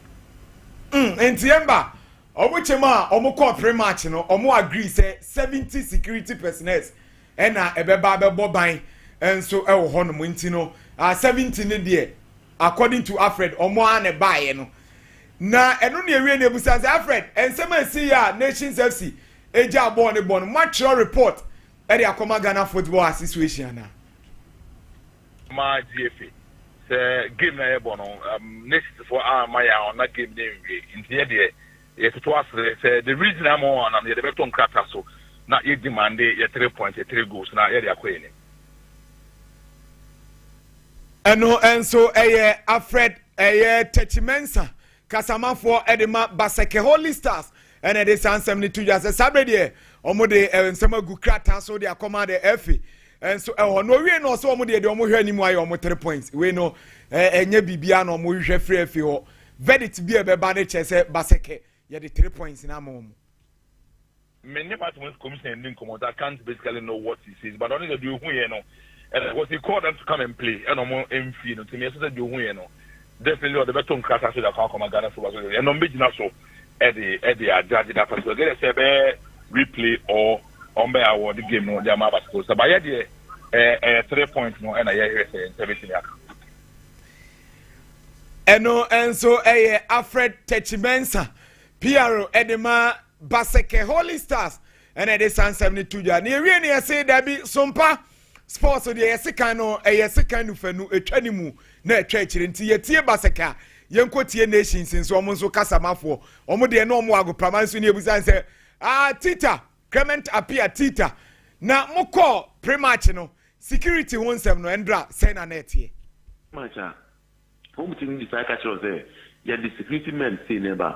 But your uniform policemen, your national security for your all these kind of things. And in any case, if Alfred said, and as Alfred said, who the number of security men because they were involved here. I didn't know complaining, man can't say these are our men. I know man these are our men. And for the neutrals, the opinion will say an attempt to cheat the team. Okay, so security men are quite Bruce this year. I didn't know some video no. I didn't also make video no. Can I get a chance? I'm booking a chance. In the end, both the supporters and their branch manager ended up in police station because number some police custody now. It's the African is neither here or there, and in 3 years, but some I'll be surprised after the Kaza. Any a teacher, what in was some passe uniano, and so Edison 7 etimi atuja. Na ye no any of the no teacher. Mobile withdraw from the league and well, Abufuba and Semi Koso, and it was a passing comment there. The league in Jaiba, I won't lose anything. So I say, and if indeed you decided to be a Jai League in the bar, I don't think they want to contest the case with the OFE. And you know, the case number, the course number FE. The outcome of the reporting idea will determine our next line of action. And so a Clement appear Tita. Now Clement Yan and TSM mo supporters no or more remo and also and some no net to say. The affect extra Ekasan then Miss Nakachiro say it is blatantly lie. I am so rude and I didn't expect him so bad side no.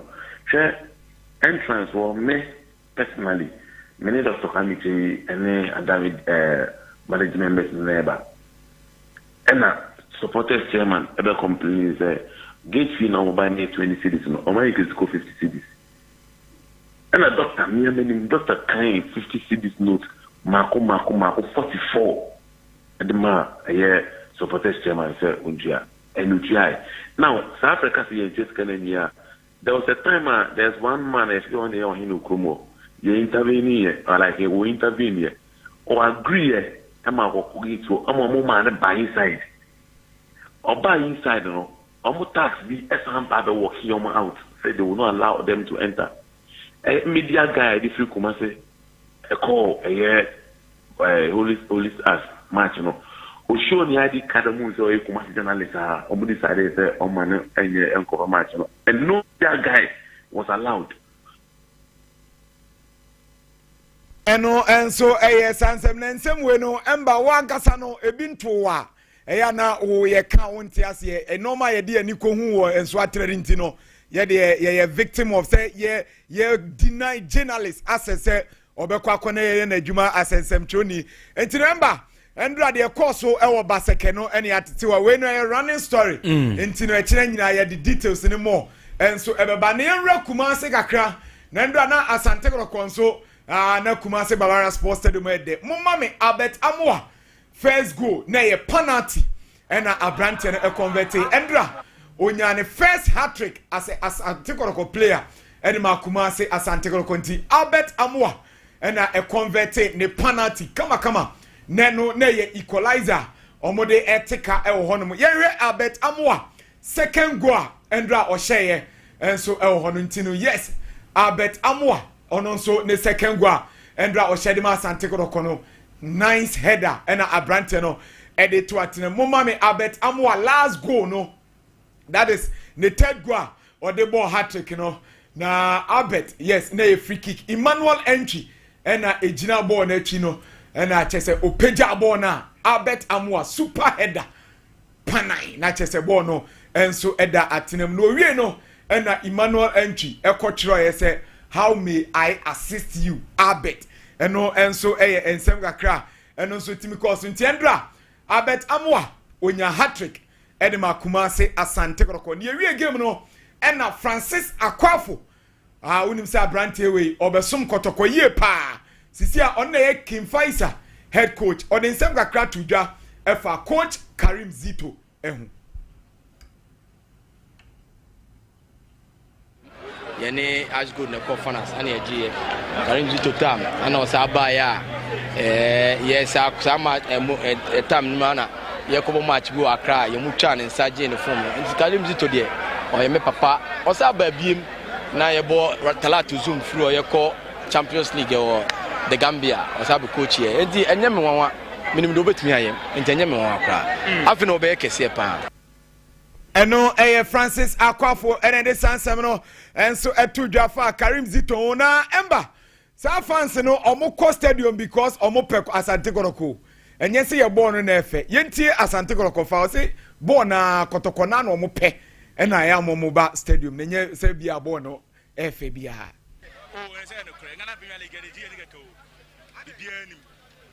We are the Omaya nations. So that's here. We didn't better some team is why you 2 penalties. Then one of football here. Nippon qualification, Yaman boy, man, one ball qualified. They didn't know so apparently. Because I'm a fan. We are last week of baby and you COVID. Make up PT. About to show you. Last week, last week to go with this one. But when you're outside, we are aware. You must do my because of what I am.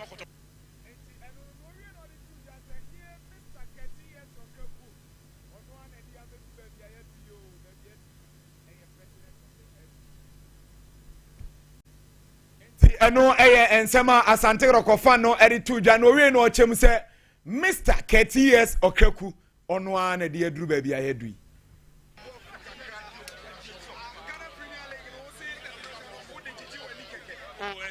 Ghana Premier League the GA to bianim we the Omaya nations so that's here we didn't better some team is why you 2 penalties then one of football here Nippon qualification Yaman boy man ball qualify they didn't know so apparently because I'm a fan we last week of baby and you COVID make up eno enso fans ni nsem bia omudi tuja na yamame ba kwa ye ni din komo ohima Esther enso kasafa abrantia ye friend Albert Amwa endra ni gosa onyae no danase ena wa maya ni je foforo wa maya kai ye kotoko dada no tie danase pa afena kotoko dada na ba aba tie se ye de kosa yamame na de sansam ni tuja no wie no chema nani age pa nani age sendra kotokofo ehye miensa. Oh, ani jende. De di kan ma menche watiefo. Enyina omuhwe Sompa. Enne me kase kotoko supporters ye ni age. De di kan ye da Nyankopon ase. Ye sada e players ni nso ase. So ma ya de pa ma ye ni ji a eti sei. Ti ye ni age pa. Eno enso ensemna yamame no editu dwa na powers na wachi awie yanti asem de yes astute football administrator Joseph Adekoka yes empanyimfo am yenya ne tie se ye papa no oda ne bonkum so na wachi awie ya sabre onka atiasefo bi oye former Greater Accra regional chairman edema NDC and afenso obeye vice chairman Ediba Ghana Football Association Great Olympics and so Odima Kotene pa or a club administrator Tikoka baby anabusian for bia some passports yenso yema mo shedding ene anopaint powers me koidie miami nua nana ajeman yes Kobi Stena ewo breman we bia tum oni Josephine omutie den tima menche obona no pay a Kangen drinking water in supapa ewe dwaman so Kangen, me catch you say a more than just water. A yunsia a yedru. A son say all these minerals are enya mauni pediano. A fefe no sipi a sitano a be wa Kangen drinking water. Bako e ya alkaline da ye catch us alkaline and nane sadie e woni pedianuma. A toda ubu be was when why pot belly ne fire kapu. Miss Row. Obi wa when you stroke esanse moja ntumi ne afurusane yi ntumi mfa saade a block ntinemu ne ade ne nyina wonum alkaline wonum alkaline water eboa enane saa weni na afiri ho eye rich in iron calcium magnesium and potassium ne nyina bi ewo Kangen drinking water mu Brahma UGC obehu ye ho Tafu New Road about Root Junction sanso na obetuma frey ewo 0241 44 9191 0241 44 9191 ofre ya line so a ya bejo so na ye no edinsa wo so kama Donek herbal mixture from the Diamond Scientific Research and Alternative Medicine Hospital. Donek herbal mixture edro wanwaso a edrei aboa masese be mebia edine 3 points eyedro a wo ye be ma na onum bi dia na chese watu edi kura ohun be den ade ye adwuma biara enu achi empaso so besanso abadwuma a chese enya asem ketwa ebi se premature ejaculation unum doneka ebi twase erectile dysfunction ebusu immune system eboa mo mogya tumi di afrusa ne yie empo wo prostate related issues because of say beboa wo me du anadwo a jinso bebrebe ni nyina eso atwa eye donek herbal mixture eno ne eduru a yedu mo ho adanse e de chewa no pai herbal shop biara any pharmacy shop bia bewure mu no onsa beka bi wo pedudu na tu aton a eye 0246 727 677 0246 727 677 obefre ahoma no so ye no adi nsa wo so say prince ye nin komo efie issues ahodo say nations wo mu ja league you so mu beto so ye twen dia FA no ene wo mu nkomodie no bekwakwesi. Yeah, Forrest, these things are very, very, very bad. Very, very, very bad. Because most of the times, me can't see me say, it is what you bring on the table. And therefore, and answer the people outside on the far turn the amount. Now, let's look at it this way. The league is coming to an end. And you say, this particular games now course over the weekend, no, a big key factor as to who wins the league and who stays in the league. And at this point in time, Obianim said this is going to be key games. And new the security and everything should be intact. But Paris, you can't want some be but I can't say you can't say because here cannot and you say pending for the money, but do they take the actions? Necessary so more because Obianim one will beat me a cast as me say knowing perfectly. The last time we were both saying it here, many Filipina. But Holy Stars needs the points to stay in the league. And also, Nation Chelsea needs the points to win the league. And here, one very crucial game, be beyond attention, security details, or pay attention to it. But, boys, you see, sometimes I am not the full understanding and the perspective of what happened before. So, videos never now. Clearly, also because there were some limitations as to the media men or more meet me according we are not getting the clear picture of what really transpired. But the other Bonteno, MBA who said Nations FC or more conduct and koyi, Sansus na Holy Stars conduct and koyi, but per the ATB Breno, the side of Nations FC telling us the makers their own story. They see here. Because we communications director Ababekasa, the deputy Abekasa, a lot of people from Nations FC letting us even know, and there are some footage said the media, even the media men called Mokaka broadcasting, they were prevented from entering the stadium. Always, and so for me, I believe say the Eba Bontena ye and per the men say information say any investigations I gather say Baseka Holy Stars try preventing nations to have a full access and Keso Munya going into that game by preventing their media personnel and even some officials also murum.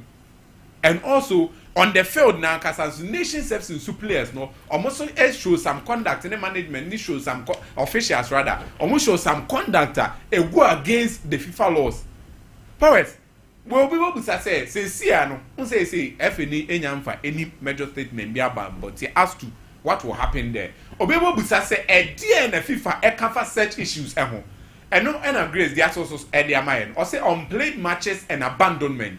So, one now, who say, we a FIFA laws na make offenses, and under offenses, no. Or see if a match cannot take place or cannot be played in full for reasons other than force majeure, but due to the behavior of a team or behavior for which an association or club is liable, the association or the club will be sanctioned with a minimum of a fine, of 10,000 Swiss francs.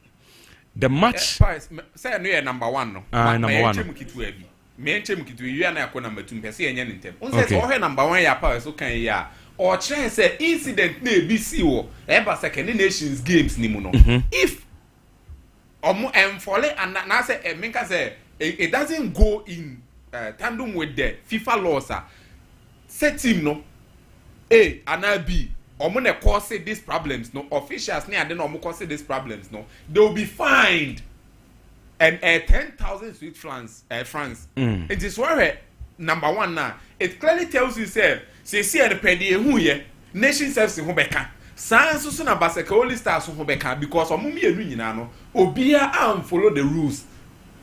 On the metre no. And this is the fine there FIFA mra. Now yenko number 2 no. Number 2 no or say additional disciplinary measures may be imposed on the association or club concerned. That's saying a free club name kwansu esa the association. It meaning say association kwa na here for na ka ho asem Ghana Football Association. Say omonso so mpanyin for him.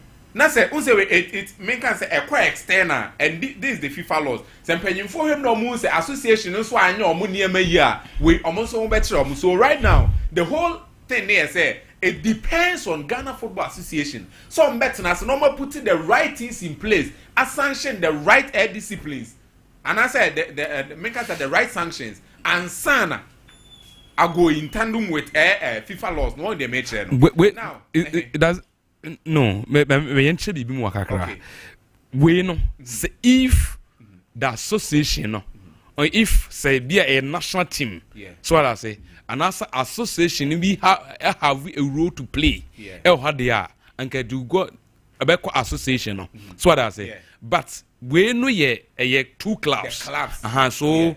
We know any association it will be the club now or you involved no on the Benya sa yes Sebaseka na say any other club or you involved and no Benya sa now then the last one the third one the third one no yan kind no so we nya the idea ewa ha or see if a match was abandoned and is to be replayed in full, any caution issued during that match shall be annulled.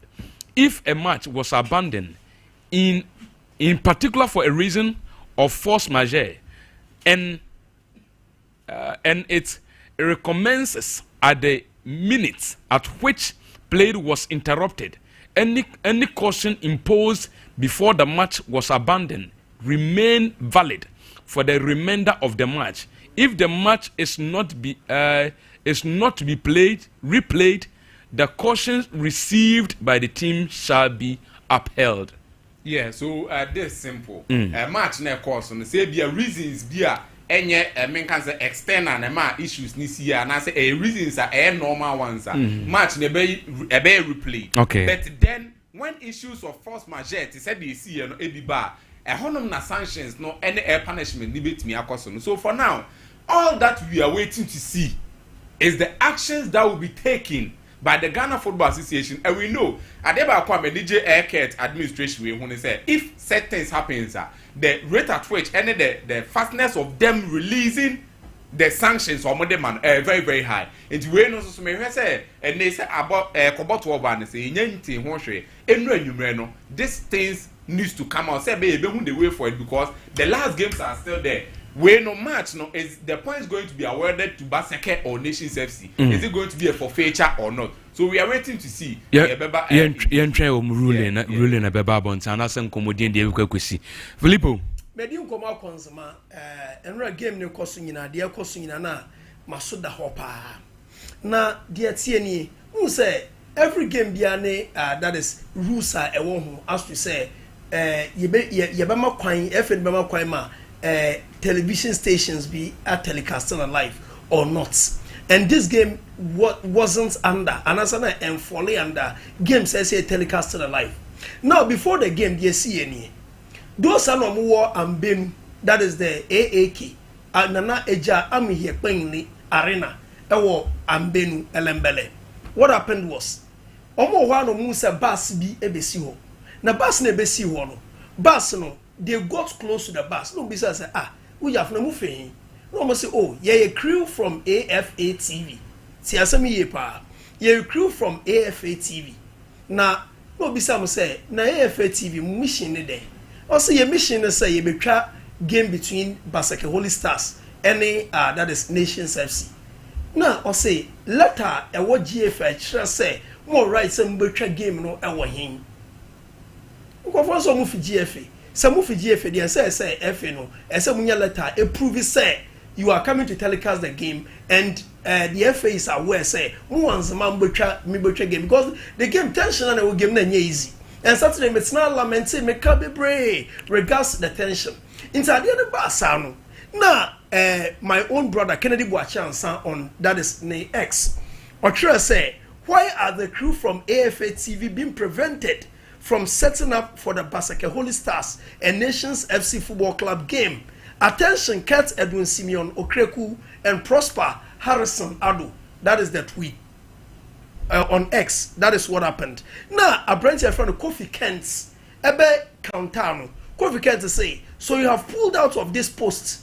So you have pulled out of this post after the GFA's one call.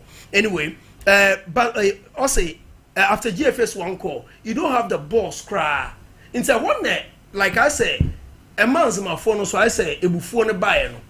So Adiano was all over the social media. Say BBC na cost ones ma. Into Saudi the besinsi. So these are some of the factors. A man Adiano anu ye shipa because AFA TV's crew were prevented from telecasting the game live. And from the beginning of the season, this has been an issue. Say media bekoha na yenim se game we no under the list should be telecast live. It is not only this game. I happen throughout the season. Yeah. Most of the games, yeah. I've always maintained this. Me say May 9th yensuari. Men KTF for and also momo here yaw. Pole wono yensuari. Ye dia ground here see during poll that is in Swatraman kono. I read the West is yet to come. I'm saying this on record here. Say dear bro, if we play, yet not a year behind. I read the best post polling. A better worse than ye see here a one swatre. Bra, I'm off when you bro. Metina Saturday na me catch you say the kono. Likely Sacra Lions never go relegation. I bet joining swatre man. That is Legon Sissis. They say I be actually. And now let's see this. So your stars. Any Basake Holy Stars, boy, that was in the Division 1. Ewo Sevi Asafo Ramos Park. Now in the course of the game, no, yes, I would Sevi there. Minimum craft. Yeah. Into what happened was at a point in time, Basake Holy Stars boycotted the game. Into no, na yenina say what will be the final ruling about no end saying because the reporting in no munim say after say awaiting now boycott game now almost still almost on babono and the rule ni babano not just say game no either see the 3 points in bamomo and I said the worst of it all will be say it will be replayed. The worst of it all will be say it will be replayed. The point was awarded to Basake Holy Stars. Basake in the course of it qualified for the Premier League. And no man for adwen bisi basa me no asama Ember sem. I don't want to go into it because I'm not a lawyer.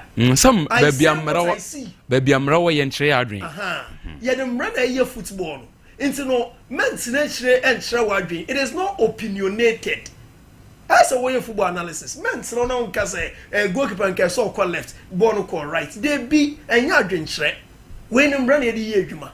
Say no creba coupe nations engine tum say suban no omo chrel enra wo ambenu no it is uncalled for and yes suban as been producer a Premier League should show again me ye blame the nations no never be so ye blame Basake Holy Stars sometimes no intimidation say cause of various grounds no no she all because in person no survive in person major league.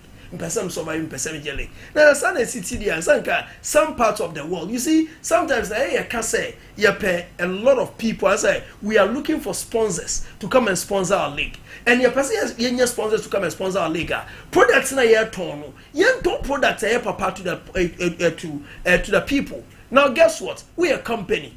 We'll survey that is a company be like we a businessman. We'll survey company be breakfast. No, must say every day be our brain oats and a brain cocoa. What do you ought to buy and talk? Okay. Meaning, how do you ought to buy and talk? So, for us to get sponsorship for the Premier League, we should sell to the outside world and paint a picture. Be say, your league, is the best in the world. So, the league is the best in Africa. So, in wrapping up, per the current deal, Queen, the chance league, ahead of the final round of matches, nations some chances to say Kotoko have feature Kotoko with picture let me say this here. Kotoko are still in the picture, but let me say this: BBN Gold Stars are winners of the Ghana Premier League. BBN Gold Stars are winners of the Ghana Premier League. We betnaha, yeba betnaha as I discuss. BBN Gold Stars the last game Accra Lions are already ready. They are gone. Say Basaka only Stars game where I can say I'm born in view and I say the points in crowd more. They are safe. Last Saturday make I say young apostles, Vision FC, and BBN Gold Star Basaka only Stars. None of these teams will be relegated. And you see, BBN Gold Stars are winners of the Ghana Premier League. Just markets. Faka BBN Sunka. And to I say Bendu, Yababa next week Monday, who are the new winners of the Ghana Premier League? And me, my understanding of the game, I see BBN Gold Stars as the winners. Koroko the Omo picture him. He said 58 points. Omo in the last game, Obo Vision in here points in the area. Koroko win the last game, Obako I think 61 points. BBN Gold Stars was 60. Nations say no, you name the verdict now. Okay. So Nations was 60 assistants. Okay. So it's 60-60. But the verdict in the banner say in favor of Nations and the Bay and Sembino. Okay. Pameno Pediamihu. Any Masua there a Chireno. I know say BBN Gold Stars are the winners of the Ghana Premier League. Okay. Medase. About so they can come we they can to Swana. On the way. On the subject all kinds, between 40. You see, football, football. It's not what you see mostly on the field of play. And your football play, we are Siankasa. Yes. So, yeah, you must be measured. Near my course for outside influence him higher than near my own physical. What do you say? What do you say? First of all, point B anyway, the Burma nation. So let's get that clear. This is not the first time this incident has happened. You walk off the pitch. The rule is very clear. A certain jurisdiction crisis to another 3 points. So let's get that very clear. I know you fan two baby cry. The match was started. Here, ball match, me, my issue with Nations, listen, you're the mra and yejuma. When you have issues with referees officiating, who the better characters will you send into that? That's why we have an association. We don't have Animal Kingdom Football Association. Or association. Mrano say, in the course of it, say match commissioner or complain about match commissioner, then so far go characters. Even CAF, what happens? Nefa koma mpenyifo no na hwe sebi omanu di sem omde bema umfamra enhye sem. You see, the beauty of your game no is being mad with such conducts. Enya di papa. Look, and my problem is the kind of punishment we met out to such offenders. You are going to play a game. Where do Horomo? At then a pre-match, why is it that before you go and play a game, your security and technical meeting? Why? Security needs to be. It's always done 24 hours before the game. The two club reps, you are always there. Security, all those things are discussed there. So not a PR for a cancer. So what do we discuss at the pre-match during the game when it's No, it should be before the game, because police. If you have that, 70 security officers. I'm supposed to see. Look, so no problem. I want to see and count visibility. Say I agree. Say yeah, because of the trust, your police person mufti, no problem. But me ba, mami the number of uniform one. This is easy to check on the field. This should not take more than 2 minutes to check. And don't forget Elembele, they don't have more than 50 police personnel anyway. How many Elembele, you only need more than 50 police personnel. So if they want, then they have to go to a Libo and get reinforcement. So it's easy to check that. Why am I mufti? Police personnel more mufti. They should come. This is a small field where even bigger field can. So you check and you are certain. If you have an issue, then report to the match commissioner. What year to you decided to go and play the game? If you decide to go and play the game, then what you to, irrespective of what the issues are. Tomorrow I'll come and talk about this issue of supporters as a bigger than the club. Because the Basket supporters misbehaved. Some of them misbehaved. And it's not, look, it's not right. We should not be tolerating this hooliganism. We should not. Nancy, Pole Yankaubia. Here we are again. What wisdom have we taken out of? May I say? 0548931931 0548931931 one so friend Nabra so far being Cherebra UEFA Champions League issues I discuss Ghana Premier League in Sama Hodwa Koso and their course over the weekend. The Black Stars game, you don't come on 0548931931 0551931931. First caller on the line. Hello, good morning. Hello, good morning. Hello, good morning. Hello, good morning. Good morning, Ember. Yes, sir. Anna Ninyana. Anna Ninyana. Anna Nyanko. I can't go on family. Manapin Power Castle, what from Mama Pajano, and I'm good. Manemo, only a better phone in Amaso. So I am more commanding and because of Namaso. I am a current dito. I am about to our chat with your coach. Make the last time we had team be actual Kotoka, Kotokotini, Beteka, as I see the car. And I'm talking to my Namen the last time. The more you are calling it for them and Amaso. And I know as the course of any nation beginning. After the police, equipment, reforms are Kotokone have the Kotum Penny. I said, a year, oh, a class for the Nicomatis for the Moncoa. After going to see them, Penny more new call. So, dear Buma, since I can say so, in a match. What I said, not a perfect room, company, most of what is in room. No, what is also move Wakana, into Wakana, almost the don't maybe give me no. I almost natural Muslim. What is your own kind of Sunday American and also, and you will see what you go on and then see for many football nights, think, and football here. Okay. The more so about to say, share. And to the phone, Medase, Anane Kunsuko Dukrum. Next caller. Good morning. Hello, good morning. Hello, good morning. 0548931931 0548931931 0551931931. Next caller, good morning. Emma, power. Yes, sir. Solomon, I can't do assembly. I found a way, Anna, to school to a friend of my bank. Young Quay. And can say some person and no battle. Not Emma, Saturday, November, in a battle. And so the tired was I, and I'm to get born the message I leave you, and now good you. It's all my mobile born and Cassa, and I'm two goes to the room. But I don't manage your papa. The PSG 20 Champions League, the free interpreting. Because another Madrid when not interpreting. Now you can say that some Corombo. And so, and I am not going to Nabato. Sandra, especially at the time against Media. And what about this? Who the idea Papa? You are more than the best Nabato. May I say solo and so and no. Next caller, good morning. Hello, good morning. Hello. Yes, sir. Pacho, we didn't know free. Okay, yes, sir. Kwabena Poku. Pacho said, Kwabena Poku, Abuakwa, young Quay. Pacho, Madame Atipan, no, my dinner family didn't have an man. Now, and the thing is, okay.